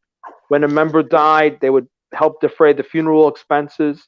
If there was a widow or if there were, orphan children left behind, they would give them a payment, a small amount of money, so they could, like a pension for them to be able to live on. And as the social state, as the welfare state in the United States grew, and a lot of government programs took on the means to offset these calamities in life, the mutual soccorso, the mutual aid part of these Italian Saint Societies kind of got overlooked. And Joe has always been a light, bringing light to aspects of our tradition as a society of things that we need to get back to, like praying for the dead and other aspects he's been keen on. But one thing he brought to our attention, being in the insurance industry, is the need for insurance and mutual aid. And I wanted him to talk a minute about why that's necessary, how that's part of our tradition, and how we're able to do that as members now of the Italian Sons and Daughters of America. Yeah, absolutely. So the mutual aid concept is very important for these type of organizations. Back in the day when they were founded, a lot of Italian immigrants were discriminated against. So in many instances, they may not even have access to traditional insurance services. I think, genius of the Italian Sons and Daughters is that they basically took a very primitive system of people just kind of drawing lots whenever a situation would arise. And then they said, okay, well, we could actually make this into like a legitimate insurance company, which is owned by the policyholders. So the concept of a fraternal insurance company is that the policyholders, being the lodge members, or the members of the mutual aid society, own the company. So all the profits get reinvested back into the lodges or back into the pockets of the members in forms of, higher interest rates or less expensive premiums. So it was a good concept because it essentially guaranteed that if a crisis befell your family, that there'd be money there, for example, to bury the dead, to, have a Christian burial. And a lot of time these small whole life policies, would build cash value. So if you ran into a situation where you were sick, you could borrow money against that policy, to, pay for, unforeseen expenses. So it's kind of like a forced savings account, if you will. So that's kind of how the that system kind of evolved from, okay, well, so-and-so got sick, so let's all, draw lots and then buy them, a donation or, a casserole or whatever it would be, to more of a formalized, insurance company. And Italian Sons and Daughters, Joe, maybe you want to talk a little bit about the Italian Sons and Daughters organization and what they offer and how we've been able to benefit from that. Yeah, absolutely. So, they're the largest Italian-American fraternal insurer in the nation. They've been around for decades. They take a very conservative approach in the way that they invest their assets. Their fixed annuities in particular are some of the most competitive products right now in the insurance market in that specific category. Their interest rates are, among the best. For example, if I were to go out and try to get a client of mine a similar interest rate with, a more established or, corporate insurance company, they may want a commitment of $100,000 or more, where, this is more accessible to the everyday member. And you can get the same rates as the guy putting in $1 million, with another company, maybe even a better one. Another thing that I like about the ISDA, the Italian Sons and Daughters, is that they reinvest a lot of that insurance profits back into the community in a lot of Italian cultural events, stuff that allows us to essentially celebrate and reconnect our heritage. That's the mission of the fraternal. And the insurance company, is a big driver of that, whether it's, Columbus Day parades or, within their newspaper, just as, two examples that, I can give, but they do a ton of stuff. And they even had the foresight to get online, which, in the insurance industry, unfortunately, we tend to move very slowly. But they had the foresight to get online, and they have one of the largest Italian-American Facebook, pages, really, I think, in the nation. I don't think that's too much of a stretch to say. So they're an early adopter of technology. From my conversations with them, I think that they're, continuing this kind of modernization process, which is good. So they're kind of on the cutting edge of technology. Or at least understand the importance of it is probably a better way to say it. I'm sorry, go ahead. Yeah. And I just want to, you're highlighting a great point. Mm-hmm. Italian Sons and Daughters, partnering with Italian Sons and Daughters and becoming a part of their larger national organization. Their Facebook online presence is so strong that so many thousands of people have been able to learn about Sacro Monte, Madonna del Monte, and what our society, which is now a lodge of their organization, is doing, because the organization had such a vision to realize that the Italian community is moving online. To quote the great John Viola, who's coming on this show as one of our next guests, we've moved from a brick and mortar Italian community where you had the Italian club down the block that people would walk to. You know, the guys would go after dinner maybe one night a week and play cards and have a cup of coffee and maybe take a smoke. We've gone from that to an online virtual world now during this coronavirus more than ever. So the old brick and mortar has been replaced by all these different social apps. I don't know if replacement is the right word, but it's a new expression of our community. And the Italian American community has been kind of slow getting on that bandwagon. But the ones who have not been slow, and the leaders in this, has been the Italian Sons and Daughters of America. And by partnering with them, we have been able to get the message of Madonna del Mondo out to so many more people. And I think that as we look back on our joint relationship now, it's so obvious that we made the right decision. Joe, can I ask you a question? Sure. So can anybody join the Italian Sons and Daughters, or how does that work? Can you be, is it only for Italian Americans? Is it for other people? Can you kind of give us some of the requirements? Yeah, excellent question. So you do not need to be Italian to join the Italian Sons and Daughters. You just have to be, a supporter of their mission, which is, to support Italian American culture. So if you want to be an honorary paisan, you're more than welcome to join. And it is an insurance company. So if you buy, one of their policies, whether it's a term policy, a whole life policy, or a fixed annuity, which is kind of like the CD of the insurance world, you become a lifetime member automatically. Otherwise, you have to pay annual dues to become a member. And I'm sorry, Pat, but how do people join this particular, like our lodge, say? Do you have to be living in New Jersey? You have to be devoted to the Madonna? How does that work? Yeah, no, another great question. So you don't have to be, geographically located in the state of New Jersey to join our lodge. If let's say you had a devotion to La Madonna de Sacro Monte and you wanted to become a member, you could. Even if you lived outside of the state, say you wanted to buy a policy, we could either buy set up a policy in the state that you're in, assuming that the insurance company is licensed and doing business in that state. Or, if you were in the state of New Jersey for the feast, for example, then, we could, talk about making you a member, at that point physically. But yeah, when you become a member, you have to pick a lodge that you want to be a part of. So whether it's the Sacro Monte Lodge or maybe just the general lodge where a lot of the virtual members go. If you're a person who has a devotion to La Madonna de Sacro Monte, I think it would be appropriate and, would definitely help, spread the devotion by becoming a member. So before I'm going to talk to Ava a little bit, but I do want to ask you one more question. How can people either contact you or contact say if they live in California or they live in Washington State, how can they contact the Italian Sons and Daughters to become a member?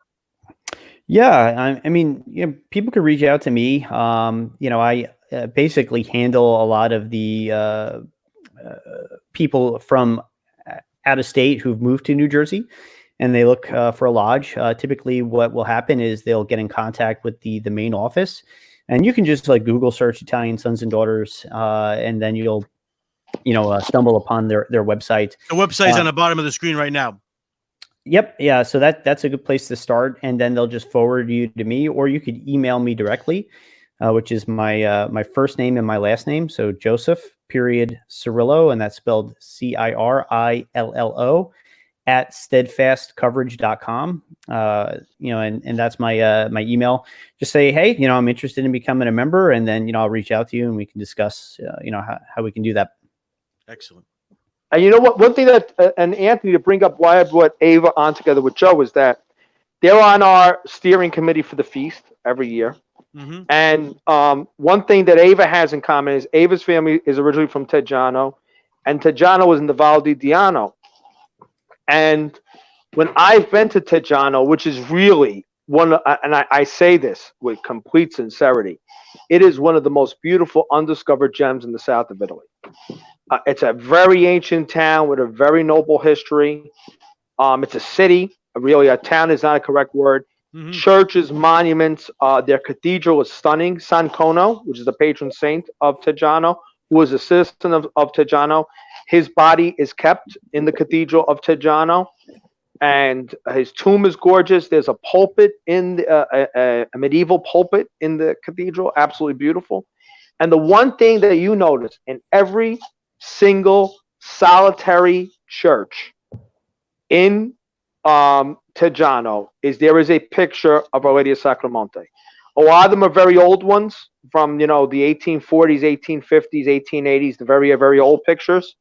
But there was not one church, a chapel in that town, and it's covered in them, that I did not see a picture of Madonna del Monte. They had such a strong devotion to her. And Joe, part of Joe's family, on my grandmother's side, my grandmother's mother's from Piano di Sorrento, where Joe's grandfather's from. But Joe, on his father's side, is from Perito, which is right by San Mango, where my grandfather's side comes from. And Joe has Cilentano blood in him. And Perito is one of those towns that made that pilgrimage to Sacro Monte. And Ava and Joe, through me, learned about Our Lady of Sacro Monte.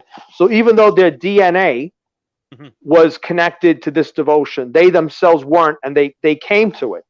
So I just wanted maybe Ava to speak a little bit and Joe to speak a little bit about, since this is something new to their lives, though it has a connection to their ancestors, what it's meant to them. Absolutely. Ava? Sure. Go first, Joe. Oh, okay. Go ahead, I didn't Joe. want to steal your spotlight there, Ava, but I'm happy to jump in first. I started doing the devotion, early on, basically from my friendship with Pat. To me, in the beginning, it was just another Marian feast. And, I was friends with Pat. He kind of introduced me to it. And I kind of almost adopted it, even though I wasn't from San Mango, or at least at the time, I didn't know that I had Cilentani blood, because I didn't know much about my father's side of the family, like where they came from.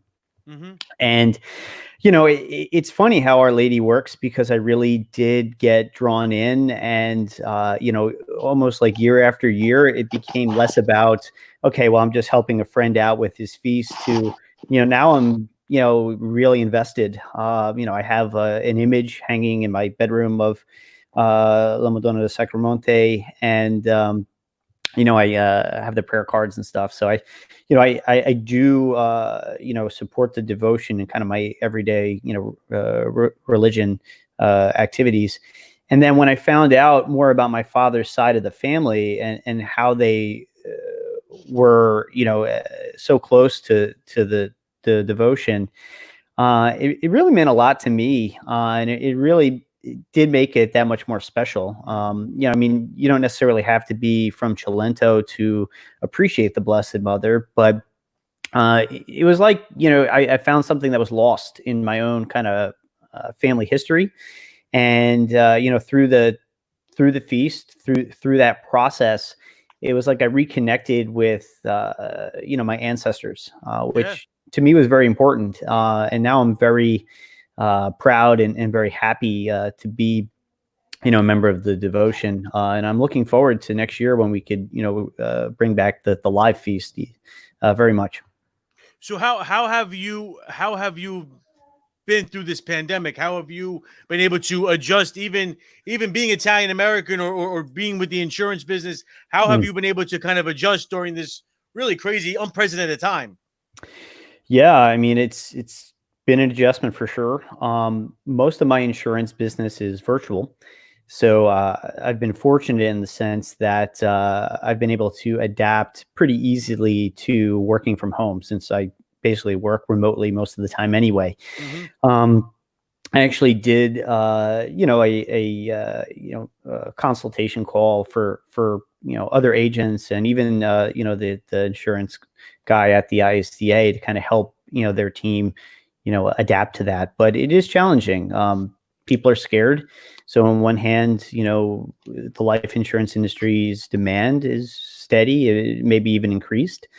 But at the same time, it's difficult to get people insured right now, because if they have certain risk factors, maybe if they need an exam, getting an examiner to their home can be challenging in this environment. So, I'm really working harder actually than pre-crisis, to get people covered and give them the peace of mind that, life insurance and the financial security provides, gives.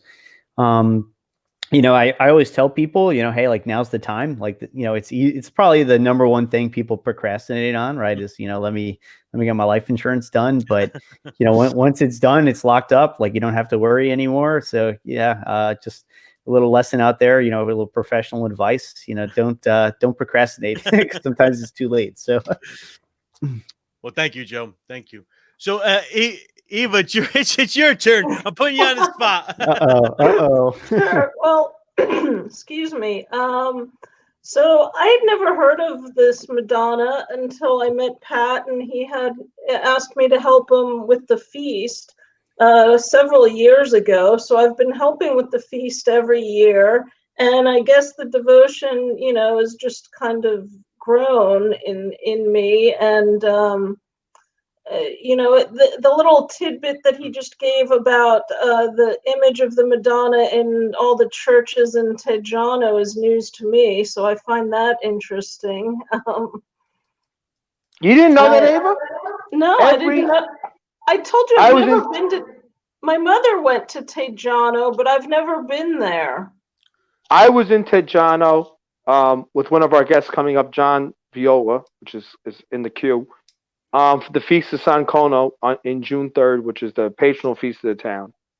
And I walked around Teggiano, and I had been there previously, but I had never seen every single in the town. Back in the south of Italy, before unification, the way people showed one of the indicators that a family had done well, that had made money, is that when they would build these large homes for themselves, they would always include a private chapel, which would be kind of the size of maybe a convent chapel in the U.S. If you went to Catholic grammar school and you had the nuns, the chapel in the convent was kind of the size of the private family chapels. Mm-hmm. And so you go up and down the streets in Italy, there's so many little chapels because they're chapels that belong to these houses that families owned.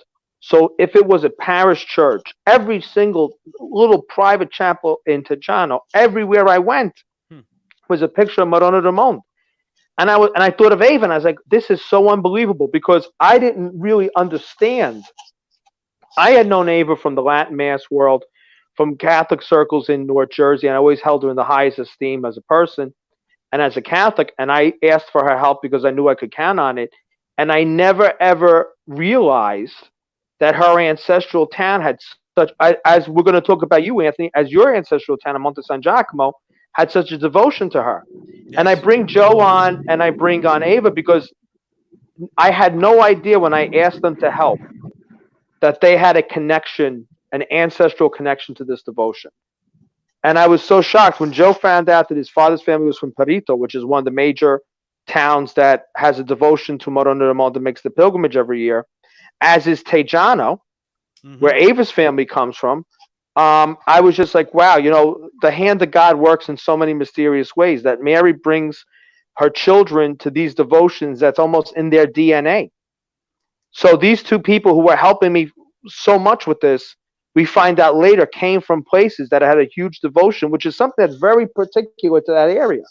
Yeah. So there are no coincidences. And maybe we could discuss this now.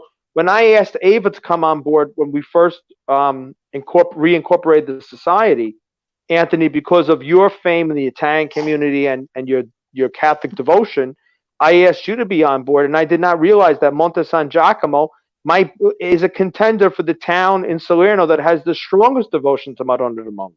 I know I never knew that until you told me about it. Right, and we found out. So we just randomly asked people. I'm like, please, your friends of mine, help me get this going. Something that was in my own background, and then we find out through circumstance that everyone that we asked to help out with this, and this is no exaggeration, the three of you can attest to this. You came on to help me as a friend, and then we found out that in all your towns of origin, there's a huge devotion to Madonna del Monte. So that saint celebration that we have at the monastery every year, your ancestors undoubtedly walked along those roads for days and made that climb up on that mountain. So you are repeating a Marian devotion that was carried on by ancestors whose names you don't even know. I think that's why it's very. I mean, people say, why do you want to know about the past? Why do you want to research your family history? Worry about now.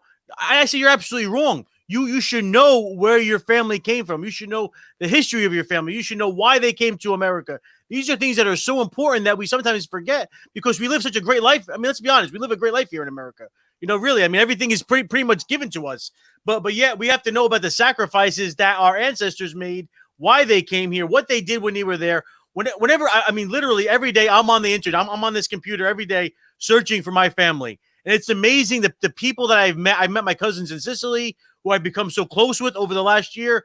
It really is, like you said, Patrick, this is all the hand of God, bringing us all together for the greater glory, of course. Yeah, like I said too, like how stunned I was when I saw. I mean, Severino was when this started out. Severino and I kind of worked as a team. Who was on earlier. Him with Sonia and I getting the Monte of Novi Society going again. We worked as a team to make this happen. And when I saw his name pop up on my mother's 23andMe, I was in the Catskills. I could have collapsed. I was absolutely speechless because joy. I mean, it's a walking distance, but I mean, there was no indication ever that there would be blood between us, right? And I said, he's distant enough on my mother's DNA that it's really probable that there are no records. We would never figure out who the common ancestor was. Mm-hmm. But the fact that in his veins and my mother's veins runs the same blood, and that they come from the same area with a common ancestor who had this devotion, we don't see the bonds that we have because we're in this world. But our ancestors who have passed on to that world beyond, they see the connections we don't see. Mm-hmm. And when I thought afterwards, I was like, there's somebody on the other side whose name I'll probably never know in this life, who I descended from and who Severino descended from, and kind of help maybe their intercession on the other side help to bring this all together. Amen. So there's a whole mysterious world beyond the veil that we don't see, but that is working 24/7 to make all these things happen. We think we're the ones that are pushing this machine, but we're not. We're just players. There's a lot more going on the other side than there is here. That's the truth. Tony, who do we have next in the lineup? We have Victor Metallo and we have John Viola. We have those are who we have left in the queue. So why don't we bring them on to wrap up today's show? All right. So Joseph and Eva, thank you guys so very much for coming on the Thank show. you. And again, Joe, for more information, they could either contact you or go to the website. It's orderisda.org for more information about the Order Sons and Daughters of the Italian Sons and Daughters of America. Yeah, they could go to the site, just mention the Sacro Monte Lodge, or just reach out to me directly, and we'll get put in contact, and I could take it from there. Okay, thank you, guys. God bless you. Guys, thank you so much for coming on. Buona festa. Bye. Anthony, before we bring our next guest on, I want to make an announcement. Okay. We're going to have a very special, hopefully within 10 minutes, we'll be signing off because we know even though we're in quarantine, 2:00 is time for macaroni. And I know you all have the water going. But at 3:30, the Italian singing sensation, Vanessa Racci, has invited us to, what's the word, Anthony? The group watch? I'm not good with this Facebook stuff. A watch party. That's right. We're going to have a watch party. Since we could not have, another person I want to bring, reason I brought John on was a man who had become a real fixture of the feast, Ciro Di Lorenzo, our DJ. DJ, entertainer, singer. We had a lot of losses to society this year. We lost Tom Portelli, another relative of mine that I met through the feast, outstanding individual, outstanding Catholic. We lost suddenly in June of last year. We lost Luca Ferrino suddenly over the summer, who was one of the saint carriers. We lost him young. And a third blow to us was Ciro Di Lorenzo, the Italian, which I met through John Viola, the great Italian-American entertainer who died suddenly and tragically. Died a heart attack, I guess you would say. We lost him in February. So the last 12 years have been a lot of losses. And we've tried to pull ourselves through this. So unfortunately, we won't have Ciro to entertain us this year live. But Vanessa Racci, who's an outstanding Italian-American, a sensation to say the least, has invited us to watch party in on her concert today. which we can be doing through Facebook Live. Even though we can't have the feast in person this year, we can have a little bit of the feel of a great Italian American entertainer. So I'm sure we can give some details for that watch party at the end of today's show. But Victor and John, you were here. As they say, you saved the best for last, and we definitely saved the best for last. I was thinking maybe the non-Chilentana got on the back of the bus this time. No, that's not true. You were the Val di Diano shares the devotion of Monte of Novi. I know. I saved Victor for the end because, as you know, John Antasio's, I'm trying to connive my way to get to their house for dinner again. And for Victor, it makes unbelievable darals. His mother darals, mustachola, and wine. So I'm hoping a 2-for-1 deal. When I get to see Victor again, who has joined our congreg, who's helped out with the feast every year, his wine is fantastic. And besides making fantastic wine, he is a cousin of Padre Pio. Wow. Really? Victor. Yes, Victor. Tell us a little bit about your family connection, now that you're part of our society and your family connection to Padre Pio. It's great to have a saint in the family. It is. Yeah, it's a special thing. My grandmother comes from Pietrelcina, and she's a niece of Padre Pio. So the Masoni family and she's related to Padre Pio. She's her niece, and he taught my grandmother, my uncle, and my great aunt to read and write. It was considered to be the town teacher at the time. This was before he was transferred over to San Giovanni Rotondo. And so we made several pilgrimages to my grandmother's town. And it was just beautiful and fascinating to see where she lived. The church in which she was baptized was the same church that Padre Pio was baptized. We saw the place where he received the stigmata, and we're able to sign the wall. At the time, we were able to sign the wall on his house and his room. Now it's covered with plastic now, so it's pretty much there's barriers there where people can't get in. But on our way into the town, we stopped along at a museum and go to find out that another relative of ours, Padre Pio's nephew, was running the monastery, and so we got to meet him. And from time to time when we would revisit Pietrelcina, we would visit with him and some extended family that we found out over time, lived there. So yeah, it's a special devotion to him.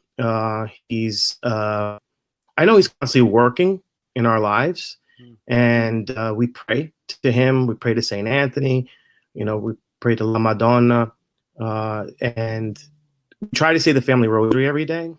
And I think that that's an important thing, as much as you can, to try to pray together. If we can't do it all together, we'll pull up. Sometimes I'll go to church with my dad. He's been coming to mass with me every morning. So I think that's to start the day off with our Lord, I think is important, and that sets the tone for the day.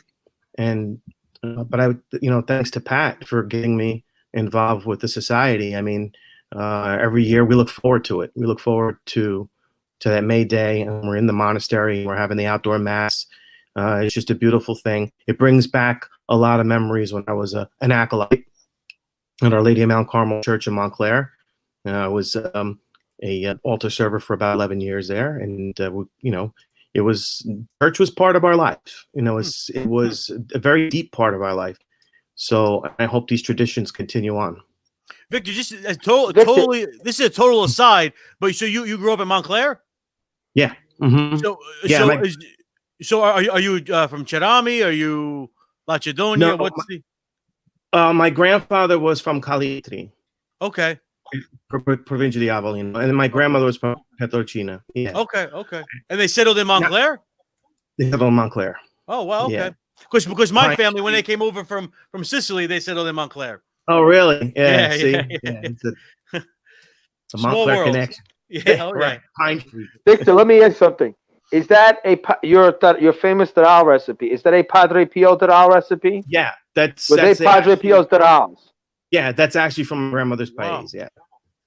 Yeah. Wow. Huh. And so, So my that's mom. that all this. You know, so many saints have different foods. Saint Joseph has zepuas. Saint Anthony has bread. Maybe the taral is destined to be the food of Padre Pio's feast Padre day. Pio. You heard it here first. Right? And they're huge tarals. They're like pretzels at the ball game size tarals. Really? I don't know if they're that big, but yeah, they're I a think little next big. year's feast, Pat, we have another booth. Yeah. That's right, the Padre Pio tarals. Absolutely. I'll start working on a John, logo. you're the king of Italian America. You served for 6 years as the head of the National Italian American Foundation. Besides being my gumbada, you were the Pope of all Italian America. You are our face to the world. Now, in your retirement, you are with me on the Italian American podcast. You were the great visionary with people like Anthony Fasano and Dolores to see the future of Italian American community via podcasting. And I bring you on because you have a great devotion to Our Lady of the Snows, Mona della Neve, from your hometown in Italy. Sansa, as I like to bring it to your attention, also sent one of the largest contingents to Novi Velia to Sacro Monte in 1918 when our new chapel was dedicated. So you are a member of our society because besides your love for Mona della Neve, you also are part of the regional devotion to Our Lady of Sacro Monte. I bring you on because as we wrap this up, you and I, who are on the phone 18,000 times a day, work on the Italian American podcast with the strong support of Italian Sons and Daughters of America. You've been, and I say this with I say with complete sincerity. You were the visionary because you had to sell me on the whole concept of podcasting. I didn't get what it was. I thought it was like a radio program joke thing on the computer. I was did not understand that this is the future of media. And you took it the next step. It's the future of the Italian American community.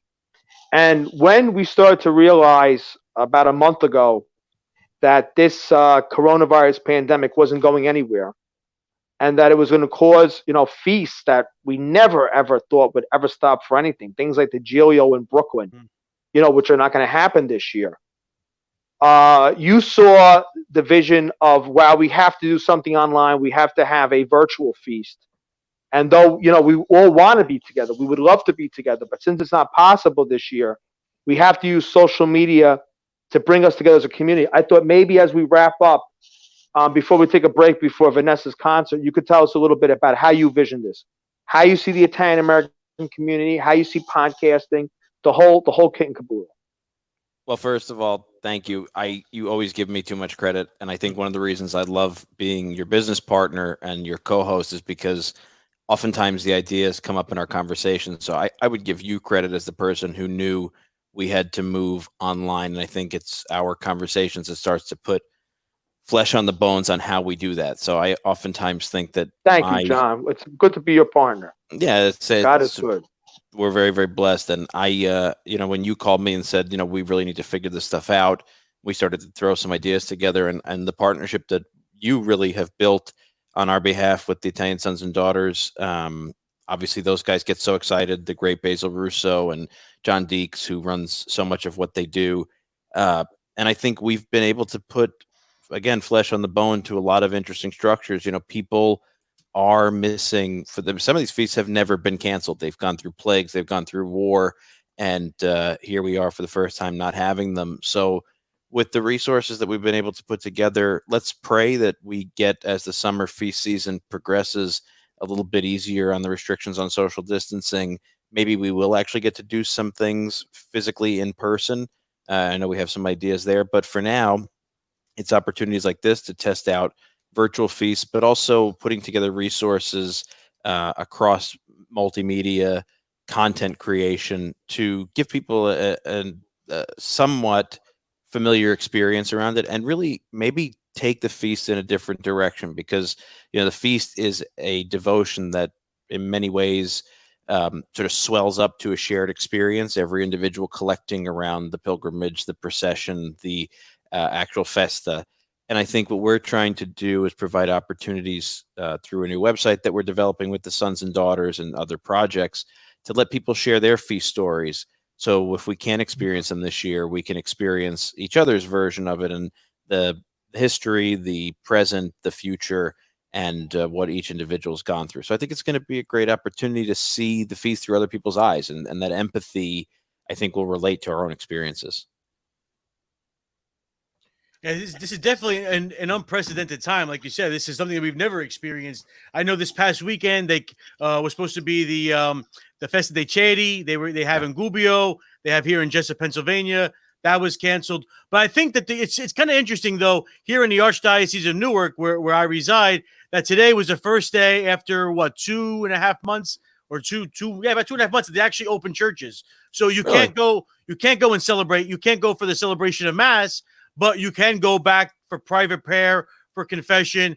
And I think that it's through a lot of prayers to Our Lady that she finally, helped open the doors to our churches.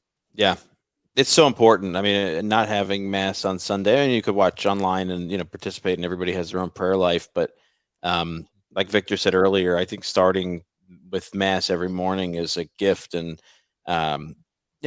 my life, my religion, my culture, these things have all sort of combined and melted together to be a big part of the friends that I have, like you guys, and the things that I do, and societies and projects to support. And I think that I pray that all of the, let's say, more progressive media that's telling us that these institutions will die in the absence of this brief period, I pray that it's the opposite. And I believe that there's a potential for it, because I know from my own personal experience, and I know you guys all share it, these things are more fulfilling. The themes you've talked about this whole 2 hours is how we have the simple in our lives, and that's the valuable, and the rest we're chasing is nonsense. And I think without God and Our Lady and these devotions and an active way to be to live your faith, you have nothing. And I think maybe people are starting to realize that now, because it's a lot of time looking in the mirror when you're home for 2.5 months.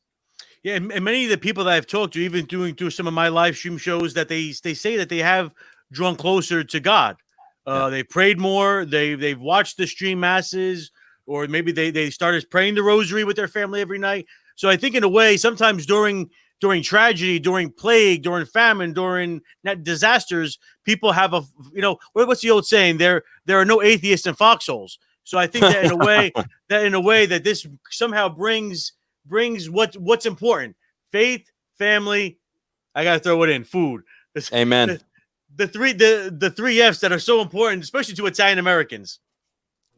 Yeah, I said to somebody the other day, who will remain nameless because she'd kill me, but there's a secret part of me that doesn't want this to end, because I do miss going to church. I miss my friends. I wouldn't mind sitting down at the table and doing another live podcast, because, Pat, first of all, for someone who we dragged kicking and screaming into podcasting, you've become an amazing adapter to the technology. But I still hate the distance. It's much better at a table.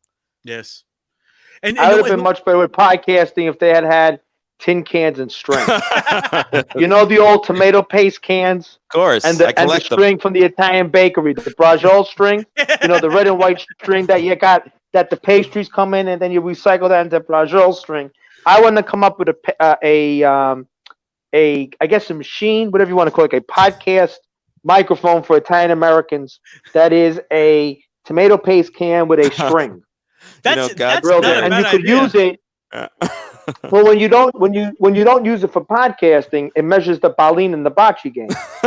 So you put the paste can over the baleen, and that's how you measure your bocce ball. So as a true Italian American, it's something that's multi-purpose and recycled, and that you probably paid next to nothing for. That an engineer at Harvard couldn't outdo. But you got to call the ingegnere. The one thing that I don't like when people say social distancing, because I think anything, it should be the term should be physical distancing, because we are still social. And I've always bring this up. We're still social. We're still, FaceTiming with our family, FaceTiming with our friends, doing these kind of shows. And I think that we have to just say that even though we can't physically be together, we can still be together mentally and with our heart and soul, connecting and even celebrating Our Lady over live stream. I mean, this is, like I mentioned in the beginning of the show, the last few days, thanks to Monsignor Ambrosio and Our Lady of Mount Carmel Church, who did the Triduum and then who celebrated Mass this morning.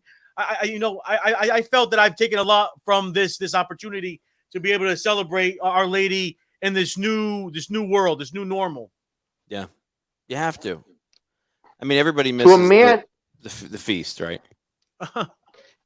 a shout out to Monsignor Ambrosio, to a man who is so dedicated to the way the world was. He, and as it's all kind of hit the fan with this coronavirus pandemic, he's been great as a spiritual leader, adapting to the new technology and holding novena. I mean, he's done multiple masses and novenas on the same day Yes. and broadcast them online to help Italian American groups who had their novenas and their masses for their specific saint and feast days thrown off because of this pandemic.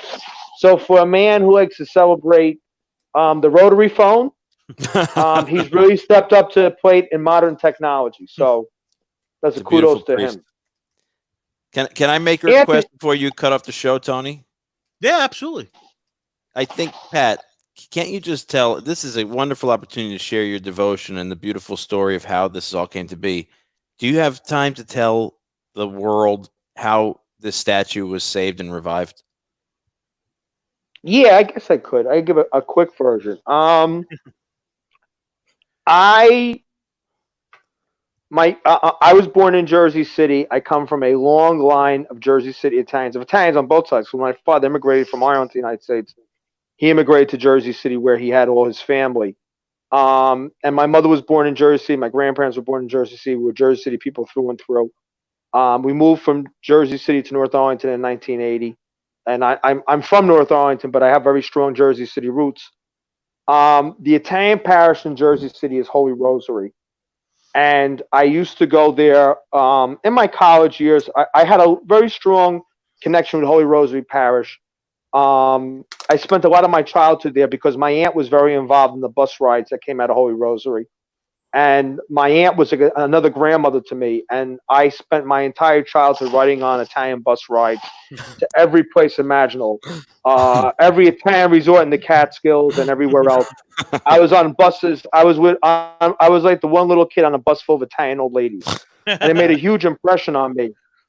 And when one of the three Italian parishes in Jersey, when Holy Rosary kind of was in a tough time, when the old school Italians were dying off in Jersey City and before the wave of gentrification came, I spent a lot of time going to Holy Rosary to Mass on Sundays, and I enjoyed it. It was a beautiful Mass, and I had a lot of connections there. My great-grandfather went there every single solitary day, and I personally enjoyed it, and I wanted to keep the parish going. So I would say probably in fall 1990, I'd say fall 1995, there was the statue of Our Lady of Sacro Monte. The priest at the time decided he was going to clean out the church, and he got rid of a number of statues. There was Madonna della Catena, Saint Donato, San Costanzo, Our Lady of Sacro Monte. He got rid of them all because he said that there was too much clutter, too many statues in the church. And I remember going there for Mass one Sunday, and there's this big upheaval that the statues were gone. And a woman at the time who was really the last surviving member of the old guard, Tomasina Tango, who I would say was, the last leader of the Monte of Novi Society before we restarted it, was absolutely devastated because the priest had gotten rid of the statues without ever consulting the parishioners. And I know that Andy Panzarello, who was the sexton of the church, who had belonged to the society since he was 18, they went up to him and they're like, what happened to the statue? Why did you get rid of the statue? And he's like, listen, there was too much clutter here. I just wanted to get rid of it. And they said to him, but why didn't you ask us if you were going to move it? We would have taken it back. He's like, listen, it's not your statue anymore. When you left in the church, it became our statue, which is not true because the Italian saint societies, historically in all the parishes, they would rent space in the churches. They would own the statue, and the church would just kind of be like the apartment, the space they rented to keep the statue in.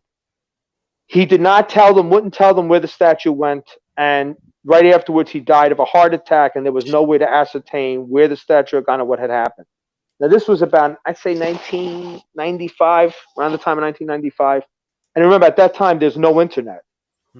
And I'm 45. For those of you who don't remember what the time was like, when the internet changed everything.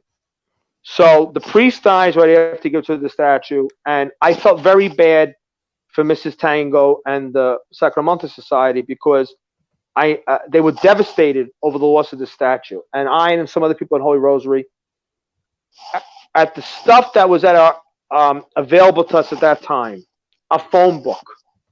We called and called. We had heard that he had given the statues away to someone who was trying to build a private chapel out like in the Sussex County area, which is kind of the rural western part of New Jersey. And we had no clue who took these statues. We tried in vain in the best way we could to track down what happened to the statue, and there was absolutely nothing we could do. And I was so hurt by the way that Mrs. Tango, by the way that these people were affected. And now at that time, I had absolutely zero knowledge that my grandfather's ancestral town of San Mango Cilento had such devotion to Madonna del Monte. I just felt bad because I felt bad for these people in their sane society that they had lost their statue. And when I was and by me is Holy Face Monastery, and I used to go to Holy Face Monastery all the time. It's kind of a place of prayer and pilgrimage by where I live. And I used to go to pray there all the time. And there's an outdoor chapel to the Blessed Mother, and it had an old bronze inscription on it in Italian that I never really read or paid attention to. But I always felt bad that this beautiful mosaic image of the Blessed Mother was kind of like it was kind of like a broken down old chapel. So when I was in college, two friends of mine, my friend Steve DeSario and a friend of mine, Anne-Marie Smithward, I said to them one time, who were kind of involved with the Catholic scene in Seton, I said, why would you come with me one Saturday? I'd like to go up in the fall. It was fall 1997. I'd like to clean up this chapel because I feel bad. It's in such bad condition. It's really a disgrace. So I asked the Father Hilary, who was the superior of the Benedictine community that ran Holy Face Monastery, where this mosaic was located. I asked him if he would allow us to work to try to clean up the chapel. I had no idea that chapel was founded by Mrs. Tango and the same Italian people in Jersey City who built an outdoor shrine to the Blessed Mother as a place of pilgrimage at Holy Face Monastery. I never ever connected this stuff. So I went up there, and my mother and Anne-Marie's mother, Steve and I, went to clean up the chapel. And we were raking it and like planting flowers. I think it was like mums, and trying to wash all the dirt off of the walls and stuff. And Father Hilary, who was a very holy priest, came up to me. It's the same guy I had asked permission of to be able to clean the chapel. He came up to me and he said, I've been praying for someone to take over this chapel. There were people here from Jersey City who built it and maintained it, and I guess they were up there the last time in 1980, and this is 1997. They had stopped the feast and they hadn't come back. It was 17 years without anyone coming back to maintain it. It absolutely did not register with me at all. So we cleaned it up the best we could. I started law school. I would go back to visit and pray on occasion. And in 2006, I was in San Mango, and I had met the last of my grandfather's first cousins. And I'm walking out of her house, and a friend of mine in San Mango points to the mountain in the background and said to me, "Oh, that's the shrine." I don't know how he brought it up. He's like, "Oh, that's the famous shrine in Novi Velia." I'm like, "Oh, Sacro Monte, Novi Velia. That was that society in Jersey City." And now it clicked to me that Mrs. Tango's society, where we tried to find the statue to, was connected to that shrine in Novi Velia. I made the connection to the shrine in Clifton, and I was like, wow, this statue that I try to find, that little outdoor shrine in Clifton that I cleaned up, this is part of my own personal history, because here I am in the town my grandfather's origin, just leaving his cousin's house, and there is this shrine behind us. There's that mountain that's in this picture. So I was kind of blown away. I was like, oh wow! I was like, I can't believe that. Kind of like Joe and like you, Anthony, and kind of like Ava, this devotion to Mary that I kind of adopted is in my DNA. And I was leaving Italy that day, or else I would have gone up to the shrine. So it comes to me that, wow, this is something that's really part of my own background, my own heritage. And I come back to the States, and I start going back up to Holy Face Monastery more and more, and praying outside that little chapel that we helped clean. I guess it was like 2006. I asked the Blessed Mother for a grace. I asked her for a favor. it came through, and I said to her, next time I'm in Italy, I'm going to go to your shrine, and I'm going to thank you personally. So I was in Italy. I was back in San Mongo. I go to see my grandfather's first cousin. I realized for the first time she has these pictures of Madonna del Monte in her house from Novi Velia, a rack that holds keys. I'm talking to her. She talks about making the pilgrimage, going up there. I was like, wow, this is such a part of who I am, my heritage. So my doctor friend and his wife, they drive me up to the shrine on this trip. First time I'm at the shrine, I walk into the church, and I said to the Blessed Mother, thank you very much for the grace, for the favor that I received.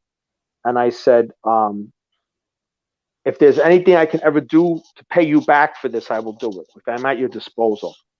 So I walked out of the chapel. We drove back down to San Mongo. That day, the next day, I leave for America, and I arrive in the States. I had never in my life had bad jet lag before. I usually bounce back in a day or two. I was wiped out, and for some reason, I just could not sleep right. So I got back to the States on like a Tuesday, about a Tuesday. And that weekend was the Feast of St. Gerard in Newark, New Jersey at St. Lucy's.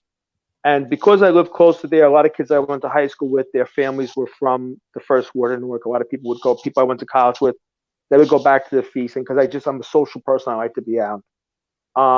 Every year for St. Gerard, I would go to St. Lucy's in Newark because really, really good friends of mine, Dina Mella and her family, they're very devoted to St. Gerard. And that Sunday, I came home from church and I just fell asleep afterwards, the Sunday of St. Gerard, which would have been, let's say I got back from Italy on a Tuesday, that would have been that Sunday.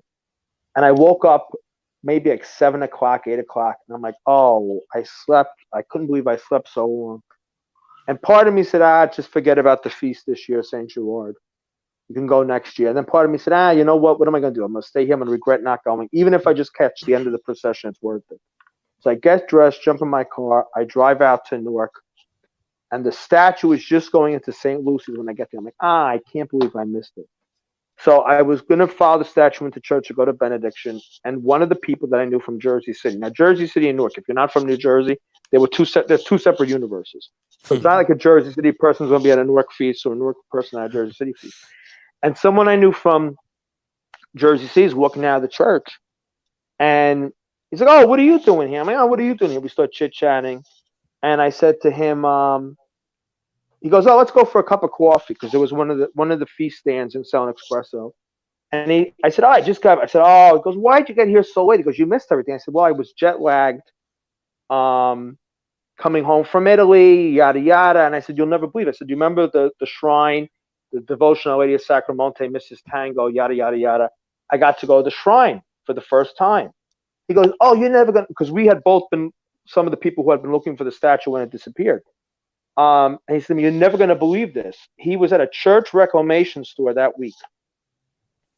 And he said to me, they have the statue of Lady of Sacro Monte from Jersey City. If the earth could have opened up and swallowed me, I would have fell in.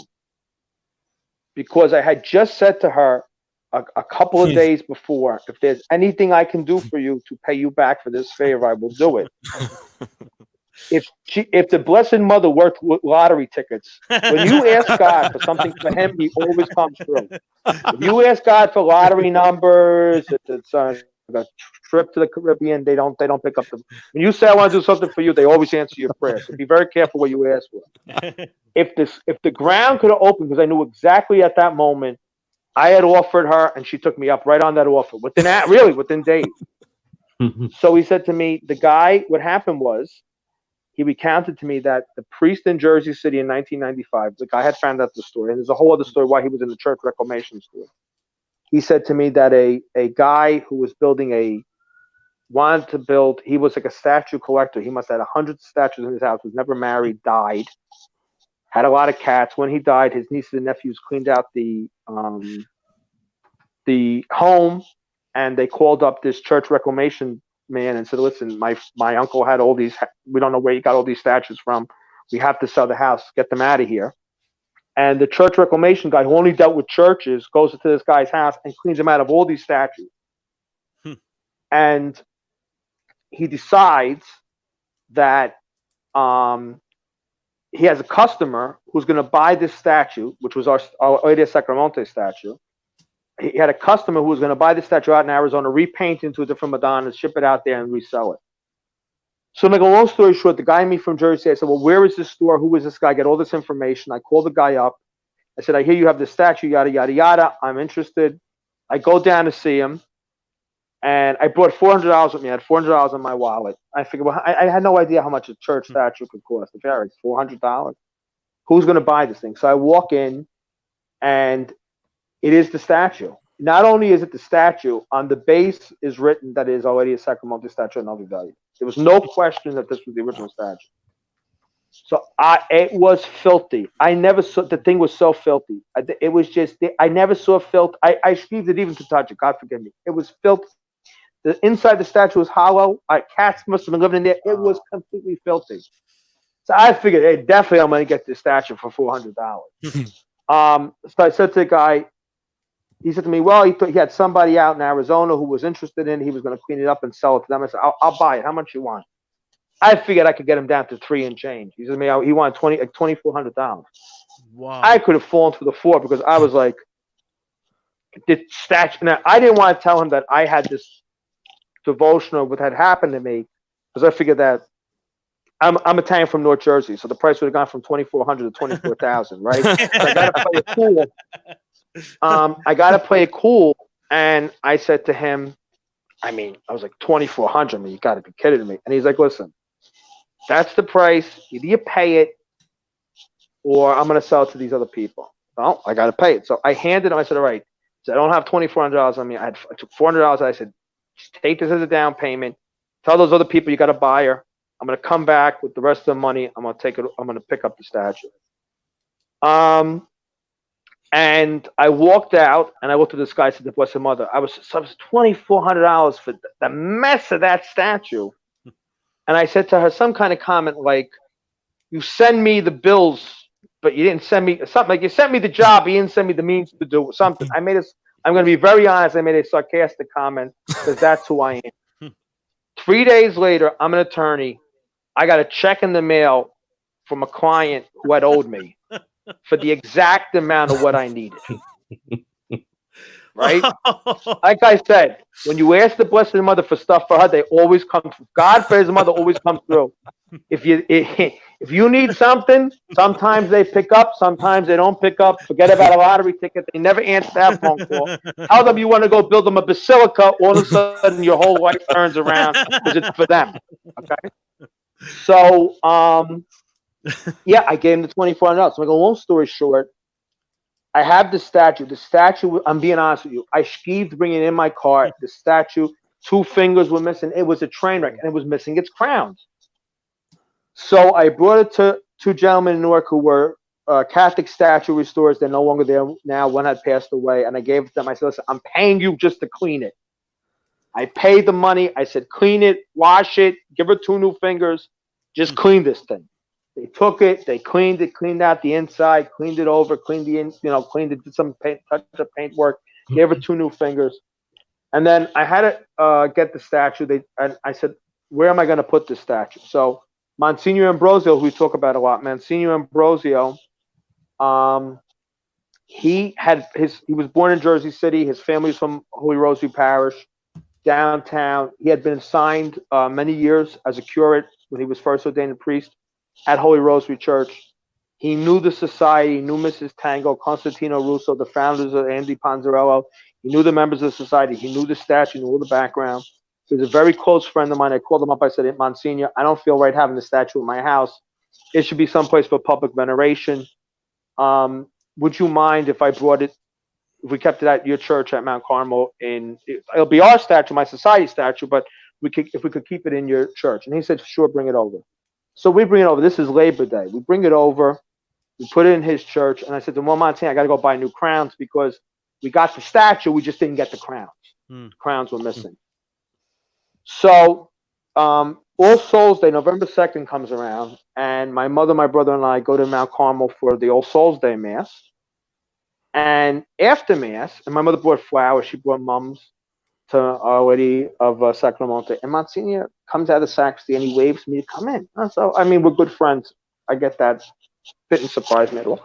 So I go to the sacristy. I walk in. He goes, "Come here, I want to show you something." And he pulls out 2 crowns. Now he himself had purchased the crowns from the same reclamation guy that I had gotten the statue from. And he said to me, he goes, "Every day I pass by that statue, and he goes, I remember from Holy Rosary. I think he was in the parish for 10 years. I remember that statue." And he said to me, something keeps hitting me keeps hitting my mind, that I think the crowns I have, I think they're her crowns." Because the crowns are very particular shape and size and look. He goes, they're her crowns. So he goes, "I want to come and see." He goes, "I think these crowns I bought off the same guy. And my mind keeps telling me these are the crowns that were on her because I remember what it looked like." So he takes the crown, me and him go with the crowns. We go to the back of the church, and the crowns fit exactly on the statue. And there's the way the screws are on the statue. These are the only 2 crowns that would fit. And he put them on, and he goes, "Yes, these are the crowns. These are the crowns I remember." So Monsignor had bought what happened is the guy with the reclamation, he sold the crown separate from the statue. I had bought the statue. Monsignor had bought the crowns with no idea that they were interconnected. Because the guy had broken up the set. Monsignor puts the crowns on Our Lady. It was All Souls Day, and he turns to me, he goes, "Pat, she wants this." And that's the story. That's unbelievable. There's more chapters. Yeah, there's more chapters. The story keeps going. That's the next year. Next year when we do this live, we're going to have a live show. God willing, we're all live. Maybe I'll come on another time because there's more stuff. Every time, like I said, if you're listening to this and you're asking God for your own, like you need money for a car, he might come through, he might not. Sometimes he picks up. Ask him for something for his mother, you'll get it within 15 minutes. You're going to work. It's going to be more work for you, but it's going to happen. And that's the story. I want to show you this picture. This picture just came through from Antonio Migliorino from this is actually from Sacro Monte right now. Wow. Yes, he's a Paisan. He is the great sage of Sessa Cilento. Yep, he just sent me this photo. So he said saluti, Pat. So I wanted to show you. He's a great friend. Give him my regards. This is actually right. He just took his picture and he just sent it to me. So this is as live as it's going to get in Italy. Wow. The gores of modern technology. I did invite him on, but unfortunately, I don't think he could. I don't know if there's maybe with the internet and stuff like that, so he couldn't get on. But I did invite him on. I was hoping to surprise you, Pat, but next time. Next time. Well, I think, is it time for macaroni? It's what time is it? It's 2:39. Yeah, it's getting to macaroni time. We're a little late for macaroni. I guess we can sign off now. And then 3:30, if you guys want to tune back in, the great Italian-American singing sensation, Vanessa Racci will be on to close the feast out with a musical tribute. This is great. Patrick, I want to thank you, first of all, because really you, again, I think John said, I think we all say that we have to thank you for bringing us all together, for doing this for Our Lady. We didn't know what to expect. This was kind of a very, this is the first time anybody really, I haven't seen any of their feasts or anything else really go online like this with this talk show format. Can I just tell you something? Can I just clarify something for you? Every single person who was on today was driving me bananas. What am I going to say? What am I going to do? How's this going to work out? But you know why I didn't worry? Because when it's for Mary, everything works out. And it did. And if this was for something else, it'd be all work. When she's in, when things are for God's mother, he just takes care of her. You have nothing to worry about because he's going to take care of his mother. Yeah, I couldn't have. That's why I never. And I was all chilled, and it's going to work out perfectly because it's for her. If this was in our honor, forget about it. It would have been a different story. But when it's for her, I was very nervous going into the show. I didn't know what to expect, but like you said, this worked out amazing. I mean, I could not have planned it. Even to the time, right to 2:30, we'll be signed off exactly when we planned.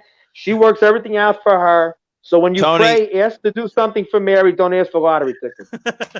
Tony, yes, I just want you to know you're nervous, but if Pat refers to me as the president of the Italian American people, he calls you the Johnny Carson of the Italian American people. So we're new arrivals. This is what. Where else would you turn to broadcast to the community but you? I appreciate it. Thank you. I mean, I love doing this. I love to be able to bring, to share our culture with everybody.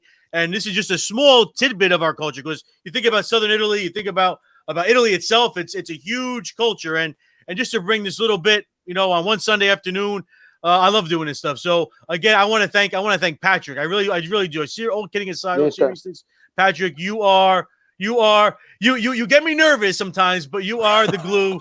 You are the glue that holds it all together. And I love you. If you think I get you nervous, you should talk to my mother. I love you, Patrick. You know that. I love you too. I love you, John. I love you, Victor. It's like the Waltons. This is the Italian version of the Waltons. Good night, John boy. I'm kind of dating myself with that. Good night, John boy. Buonanotte, Juan. We got before we do sign off. Alexia Stabile, this was great. Buon lavoro, ragazzi. She's got to come on, Alexia. I invited you. I don't know if you saw the Facebook message. I invited you on. You're coming on next time. Did you see it? I guess. Mirella Di Paola Stabile. Thank you, everyone. Thank you for hosting a beautiful feast and including our family in this special day. That's from Francis Giantasio. What else do we have here? Love your stories, Pat. We love your stories, Pat. Mike DeSapio, very interesting show. Grazie a tutti. Good job, Pat. So we have a lot of positive comments, Pat. So I'm very proud that this this worked out. This worked out good. But Victor, John, guys, thank you for taking some time out as well, coming on the show. This has been we have God bless Pat. That's from John Napoli. Thank you, John. And thank you, John. You a lot of blessings. Well, gentlemen, again, I want to thank you all for tuning in. This has been an amazing 2.5 hours. Like Pat said, we're down to the minute, literally, because we said 2.5 hours and we started a little late, so we are coming to exactly 2.5 hours. So again, Patrick, I think that you should close this out with a little bit, maybe a prayer to our Blessed Mother. Hail Mary, full of grace, the Lord is with thee. Blessed art thou amongst women, and blessed is the fruit of thy womb, Jesus. Holy Mary, Mother of God, pray for us sinners, now and at the hour of our death. Amen. That's a wrap, Tony. Time for the macaroni. Time for the rigatoni, Tony. Let's go. Viva Madonna. Viva Madonna Ramon. All right, gentlemen. Thank you, guys. Buona festa, buona domenica. Thanks. Good night. Ciao. We'll see you next time. Ciao for now.